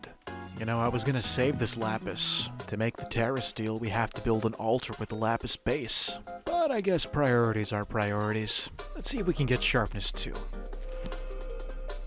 Garbage, smite, sharpness 1, sharpness 1. On both level 1 and 2. You gotta be kidding me. Okay, so here's where we are. I did not get a single sharpness 2, but I have a whole lot of smite, lots of bane, couple of knockback books. We just went through, what, 20-something levels? And the worst part is that the only sharpness I got was sharpness 1, and I only got 1 of those. Not even 2, so I could combine them. I'm going back. Well, that was an interesting adventure, detours and all. We managed to scrounge up 7 of these jukeboxes. And now that we have said jukeboxes, I think you all know the drill. Let's go ahead and melt these down. Whoever thought of melting down jukeboxes to get diamonds? Genius. With the diamonds that we're currently making, plus the ones we already have in hand, we now have a grand total of 11 diamonds. Pays off to be able to do math. And now that we have these diamonds, we're gonna make mana diamonds. 1, 2, 3, 4 of them to be exact. We'll finally have the one ingredient we need. Oh my god, making this flower has been so expensive. Alright, let's go ahead and make one of these runes of wrath. A rune of winter, 2 mana diamonds, and a rune of the earth. Oh, there it is. There it is. hope we have enough mana. Yeah, our mana pool's holding up really well. And then once we get this flower, we're going to be able to generate mana so quickly and in such a large quantity. If only this thing would hurry up. There we go. And look at that. Once again, it didn't consume our runes, which means I wasted a ton of resources on these things for nothing. Here we go. Rune of Wrath number 2. Wait, on second thought, hold on. This doesn't consume runes when we craft. I think it's safe to say that we only need 1 Rune of Wrath then. We already have this one that we just crafted. So let's go ahead and save our mana diamonds. How do I cancel this? Hello, I'd like my items back. So we have our Rune of Fire, we'll take that. And then on top of that, we'll need 2 white petals, 2 red petals, and 2 gray petals. All right, let's go ahead and craft these. Mr. Cow, you don't know it yet, but we're gonna do great things right now. 2 gray petals, 2 red petals, 2 white petals, Rune of Fire, Rune of Wrath. I did something wrong. What the? Oh, it's the wrong altar. Oops. We have to use an apothecary. And finally, 1 wheat seed. And that just consumed our runes. Okay, I guess we do have to make them. But here it is. 1 entropinium. I think that's how you say that, entropinium. These Botania flowers, they have some strange names. Okay, and now we're going to make flower number 2. 2 entropiniums. I think that's how you say it. It doesn't matter. We have them. We have the flowers, which means we can finally finish our mana setup. For this next step, we're gonna need some obsidian, so I got a couple buckets of lava, but we're gonna do it the futuristic way. We'll prep the lava by putting it in the blast chiller, 2 buckets to be exact. And what happens when you cool down lava? You get obsidian. Sure, I could always just pour water over the lava, but then I'd have to mine it, and breaking obsidian takes way too long. I'm gonna go ahead and grind up some wool blocks. Reason being, we need the string. And we're gonna use the string to craft a brand new item, one that you've probably never seen before. This advanced device is beyond human comprehension. I'm talking about the bow. Take the bow, combine it with some cobblestone and some redstone, and with that you get a dispenser. In this case, we're gonna go ahead and craft 2 of these. Last but not least, a means of passing time. I'm talking about a hovering hourglass. In this case, we're going to want to double the quantity of items on the crafting table because we're making 2 of them. Now, I could be wrong, but I think we have everything I need to get us started. Okay, so the design is pretty simple. We'll place some dirt right here and plant our flowers, like so. Next, we'll just take these placeholder blocks. It can be absolutely anything. I'm using birch. Then you place down your obsidian on each side. Make sure that the obsidian is next to the flower. Then you're going to take your dispenser. You're going to have the dispensing side face the obsidian. All right? Do that on both sides. Perfect. And then, finally, you're going to place your hourglass right on top of the dispenser. And basically what the hourglass is it acts like a timer. So we're going to add sand, and for each sand block that we add, that's 1 second that can go by in the hourglass. Once it goes through all of the sand, say we put 5 sand in there, 5 seconds, it's going to loop every 5 seconds and flip upside down. When it completes a loop, it sends a redstone pulse to the dispenser, which is going to spit out TNT. The TNT will explode in the obsidian, and then the explosion will power the mana flower right here, sending mana to our mana spreader and into our pools. Let's get to work. Naturally, we're going to need a ton of sand since we're making stacks and stacks of TNT. I should have automated it, but because the circumstances are so special, I didn't think I'd need to. Well, I regret that now, but we have no choice. On top of that, we're also going to need lots of gunpowder. Thankfully, we've been accumulating a lot of this over here, the boom shroom spores. Hope you guys remember that from last episode. It looks like a lot, but mind you, TNT takes what, 4 or 5 pieces of gunpowder, and each of these spores only provides 1. And in the event that we run out, there's always plan B. We could convert flint into gunpowder with mana and an alchemy catalyst. But that's only if we get really desperate. Alright, this is going to be a very expensive process, and I'm not kidding. We need stacks of TNT for this. Okay, we've exhausted our gunpowder.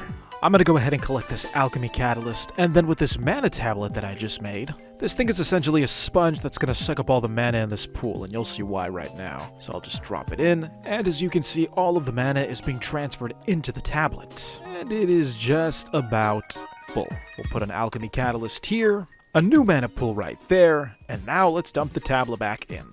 So you can see it is emptying into the mana pool. Watch as the mana levels are rising. And now with the extra flint that we've accumulated, and believe me, there is plenty more where that came from, we're going to dump it into the mana pool. The result? Lots and lots of gunpowder at the small cost of little to no mana. Look at that. This thing is a gunpowder fountain. So, as long as we supply it with any type of flint, we'll be set. Alright, I think this is plenty of TNT to get us started here. Stack here, and then we'll split 24 here, and then the other 24 there. Perfect. Let's not forget to link our flowers, which for some reason, I don't know why I only crafted 2 when we have 4 mana spreaders. Let me make more. 2 stacks of 10. We'll put one here, and one here, and fingers crossed this goes all according to plan. So you can see the hourglass animation is running, which means that time is passing by, and there it goes. The first 2 blocks of TNT, and we have mana moving. Mana moving to each and every pool. Look at that.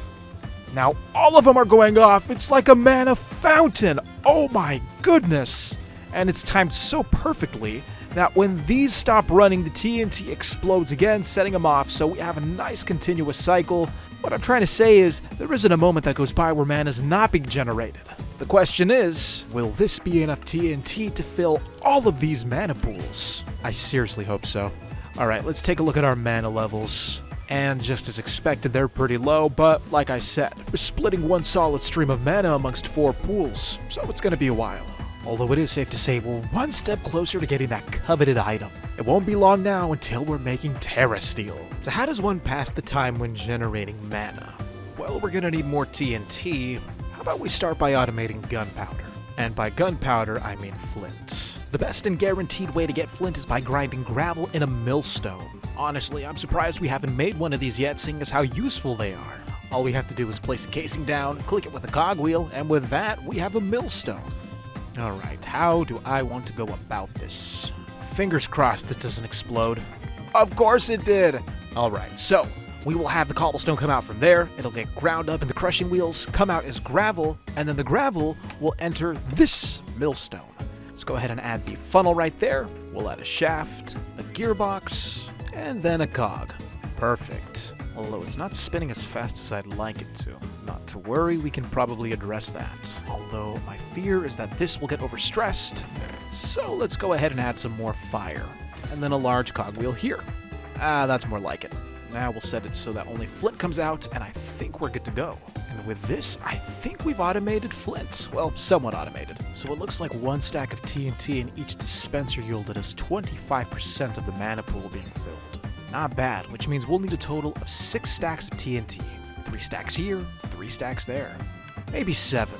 Alright, in a few minutes we have almost 4 stacks of flint. Okay, so while we're waiting for the flint to generate, let's go ahead and do another central task. We have to craft ourselves an ME controller, another necessary item for the grand crafting recipe at the end. But first we have to make a calculation processor. To do that we have to bind 2 ingredients with redstone, a printed calculation circuit, and printed silicon. Finally, we get to use these pieces that we found in the asteroid earlier. I believe it's this one. We'll take a simple Certus quartz crystal, place it in the multi-servo press, along with our inscriber calculation press. And now we have a new circuit. Now that we have the upper half, let's work on the bottom one. For this, we'll need a brand new material, silicon. Thank God this is simple to get. All we have to do is take Certus quartz dust and cook it in a fire depot. Once again, we're back at the press. As you can see, the silicon is in the top slot. We're going to take the calculation press, swap it out, and replace it with the inscriber press. And yes, I am well aware that a lot of these items are starting to sound the same. I didn't make the mod, I'm sorry. I mean, look at all these blocks. From a distance, they look nearly identical. It's no wonder people drop this pack around this chapter. But the goal is to see it through to the end, no matter how tedious it gets. Right, Mr. Cow? As you can see, we have our printed silicon, we have our silicon, redstone, and printed calculation circuits. The only thing we're missing is the means to assemble all of these items together. Let's go ahead and make an inscriber press. Alright, another machine to add to the wall of machines. Hooray. I'm running out of space here. Right there. So it's pretty simple. We'll put the redstone here, this circuit on top, and then the printed silicon on the bottom. And that should produce our chip. Yeah, we have a progress bar, and there it is. We finally have it. 1 calculation processor, which means we can finally put this block together. By the looks of it, there are 3 more things we have to do. we got to empower those gems. Let's go ahead and start with the diamantine crystal, one in the middle, a clay block, 2 clay balls, and then some light blue dye. And with that, we've just empowered the diamantine crystal. 1 down, 2 to go. Alright, now for the Restonia crystal. Place that in the middle, same process. This time we're going for a more reddish color palette. And, oh, that's a red beam, that's brand new. We got the empowered Restonia crystal. And then the last one is one we all know, the Void crystal. This one is simple, just 4 balls of tar. We got some cores that we crafted earlier, so I believe we have everything we need to finally make our item. Let's make an ME controller. We don't have the circuit. We made the circuit. Engineering processor. Well, then what do we have? Calculation processor? You gotta be kidding me.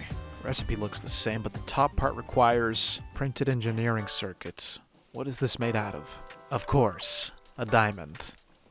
Okay, this'll be a minute. There we go. Now let's craft the proper circuit. Took a little detour, but we finally have the one item we need. And with the engineering processor, let's make ourselves an ME controller. We have ourselves what looks like a very cryptic looking block. And I see that it needs power. Well, let's bring it to life and see what it does. And it just became a very magical, colorful looking block. Okay, nice. Plus, now that we have it, we've cleared another major milestone. For this one, we're rewarded with 2 party favors. Best to not use them all in one place. Let's return to the flint front where we're making gunpowder. As you can see, we have 3, almost 4 stacks of, they may look like coal blocks, but you are mistaken. This is a block of flint. That's right, we have stacks of this stuff now, which means we can make stacks of gunpowder. I only hope we have enough mana. Back to crafting a ton of TNT.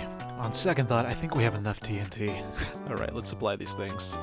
If this isn't enough, then honestly we're gonna be here all night. By this point, we had completed most of the chapter. The only thing left to do was wait. It would take some time, but eventually these 4 mana pools would be filled, and once they were, the time would finally come. Terra Steel. This is taking forever. Let's do a building project. I'm thinking we make this place a little more green. We'll start with some gray. Nice checkered floor. Oh, I love a checkered floor. Okay, this is what we have so far. Basic stuff. Little spruce stairs to outline our frames and side casings. I mean, ash alloy casings. Checkered floor, but that's not really what I want to focus on. I want to focus on clearing this mess. It's probably time to grow up and do a little organizing, so this is all gonna come down. I'm sorry, it's all gotta go. The plan is to create one clean, beautiful grid where we can connect all of these machines in one wall panel. Of course, we're gonna have to run the cable underneath, but that's not a problem because we have floor space. Simple. Just have to be very careful about not breaking anything important like the terminal. If that terminal breaks, then we lose access to all of our stuff until I fix it. Doesn't that look much better already? And over here, finally we're able to breathe a little, but we still have a ways to go. Now we're gonna move the storage. Hopefully we can do this successfully. Alright, now we're gonna discreetly run the cable underneath the floor. I think we're gonna make it. Alright, everything above should be nice and powered. Looks like everything is online, which is just what we wanted. We can even access our items, although it says device offline. I think it's because it's facing backwards. What if we do it this way? There we go, device online. Now let's clean up the lights. I think this is gonna be my favorite part. I love a nice row of lights connecting from there to here. In the end, I had to demolish multiple machines to relocate them. After that, I just kept building. Probably should put some greenery up here. I did say there would be more green, and aside from the lights, not a lot of green. I guess we can afford to share these trees. Don't really know what I'm going for here, but guess I'm going for like a hanging shrub type deal here. Okay, this better work. Just give me one tree. One tree! Guess they just needed some space to grow, because I broke some blocks and now they're sprouting from the ground. It's nice to finally have like a central hub for our base, instead of having to crowd here all the time. Not a lot going on in the design, to be honest. Just framed the wall, raised the floor off the ground, and then moved all of the blocks over there. This place is breathable again. And as for the most important part, Plushy Mountain remains eternal. We were making mana. Let's go check that out. Mind you, this mana production stopped less than halfway through this construction, so yeah, I kind of neglected this. That is a lot of mana. I think that's more mana than we actually need, to be honest. I think it's time to make some Terra Steel. Okay, so the first thing we have to do is build the agglomeratio altar. I think that's what it's called. And it's a simple setup of 4 living rock and 5 lapis lazuli blocks. Then you put the plate in the middle. Actually, no, I think I have it inverted. Yeah, I have it inverted. Ignore absolutely everything I just said 30 seconds prior. You don't want 5 lapis blocks, you want 4 lapis blocks and 5 living rock. Put the plate in the middle, and now how do we use this? Assuming this works like the runic altar, we're gonna have to blast this with mana, which is why we made all of this. So let's go ahead and fill up this tablet, dump it in here, empty it out, and then we'll go ahead and borrow one of these mana spreaders. And now we have that pointed here to the plate. To make the Terra Steel, we need 1 mana steel, 1 mana diamond, and a mana pearl. Which means we have to make more echo shards. I'm gonna be honest with you folks, I'm not in tip-top shape. I think we're gonna have to make some new armor before we head out. Thankfully this isn't too serious of a problem. We have a lot of steel. Well, not a lot, but enough. Just the material we need to protect ourselves. We had to convert the steel into steel plates. And now that we have it fashioned properly, we can make armor. Compared to iron armor, steel armor is slightly better. Let's go get some echo shards. Wow, our base is looking a lot better now. You gotta admit, the lights really add a nice touch in the trees. Well, I'll just say it's nice to see a little nature that's not bamboo. Now, usually I take my chalk box with me, but most of these entrances that I'm finding back into the inner back rooms, well, as you can see, the exit's not that far from the entrance. See, we're back where we started. That's only the case if we don't go too deep, though. As long as we stay near the main trench, we should be fine. Alright, we have this sculk deposit here. I thought I was recording when I cleaned it, but I guess I wasn't, so yeah, we have 1 sculk scrubber. Enemy on the other side of the wall almost killed me. And, well, you get to see me clean up this one now. All it takes is a little click, and like we've seen before, probably the most satisfying thing in this whole mod pack. I will never get tired of this. Alright, we cleaned them up. That completes our objective. We're back at the base with 2 gunked up sculk scrubbers, and now we're going to use a new method to extract the sculk. In the past, we would extract echo shards from the sculk scrubber by baking it in a blast furnace. This would yield 1 crystal. But now we have new technology. I'm talking about the pyrolyzer, and if we cook a sculk scrubber in it, we get 2 instead of 1. Plus this weird green goo, fluid of the void. Not that I care much for green goo, although I do care for the echo shards. So let's find the pyrolyzer in this mess, this one. And as a result, we now have 2 echo shards, with 2 more on the way. While those are cooking, let's go ahead and convert these into the mana pearls. 1, 2. It took so long, but we have everything we need now. A diamond, mana steel, and a mana pearl. Oh, something is taking place! And I hope I'm doing it right, because I don't see any progress bar or any indication of it working aside from the mana beam. Thank God for YouTube tutorials, we're doing this all wrong. Stop! Oh, I hope they don't waste any mana. We really should make it a habit of reading. We have to use sparks. What are sparks? I don't know, but this is how we craft them. We got a pretty simple crafting recipe right here. Now, I don't know how many of these we're supposed to craft, or if we can actually get them back when we break them. So let me just put this above the mana pool. Okay, I can see the vision. And then 1 above the plate. We bind them together, and let's try this. Okay, there is definitely something magical going on here. Plus, the plate has some runes at the bottom. They're just pulsing with color. And... oh my god. I don't believe it. We actually have Terra Steel. This entire video was leading up to this moment. We're back in business, folks. That went so well, I think I'm gonna do it a second time. Such an interesting but tedious process Botania makes you go through, but I guess it's worth it in the end. We have 2 ingots. What we really needed were the nuggets. Terra Steel, Inori Crystal, lead ingots, and confusing powder. This expensive quartet of items is exactly what we needed to craft our coveted ingot. Reality alloy. The material we needed to craft this. Our reality charges. Arc furnace is powered up. We have reserves in the accumulator. This should go off without a hitch. Ah! Why does it have to be so loud? We'll just go ahead and swipe this. Thank you very much. First things first, let's craft some reality charges. 4 alloys in each corner. And now we have an empty reality charge. And I'll be honest, it's quite a plain looking block for all the trouble that we went through. Now we have to empower it. Okay, let's make this simple. This goes in the middle, and then 1, 2, 3, 4. Purple? Never gotten purple before either. And that should complete the quest. And it glows. In the center it looks like a nether portal. That leaves us with one final task. Thankfully we have a book to help us. Why is that box so large? Yeah, that is one big box. We got the first block. Now we need 91 of these other things. Reality frames. We'll also have to craft a spatial pylon. 1, 2, 3, 4, 5, 6 spatial pylons. Let's go ahead and make 91 of these blocks. Perfect. And now all we have to do is place it. Alright, that completes the frame. Except for this block, what is this supposed to be? The controller. I completely forgot we made the ME controller for that purpose. Finally, after all this time, we have a reality controller. Next we have to make this memory card, and finally, the data chip. Do you say data or data? Leave a comment. Well, that completes chapter 4. We got some brand new rewards, a music disc, and an, oh my goodness, plushy mountain.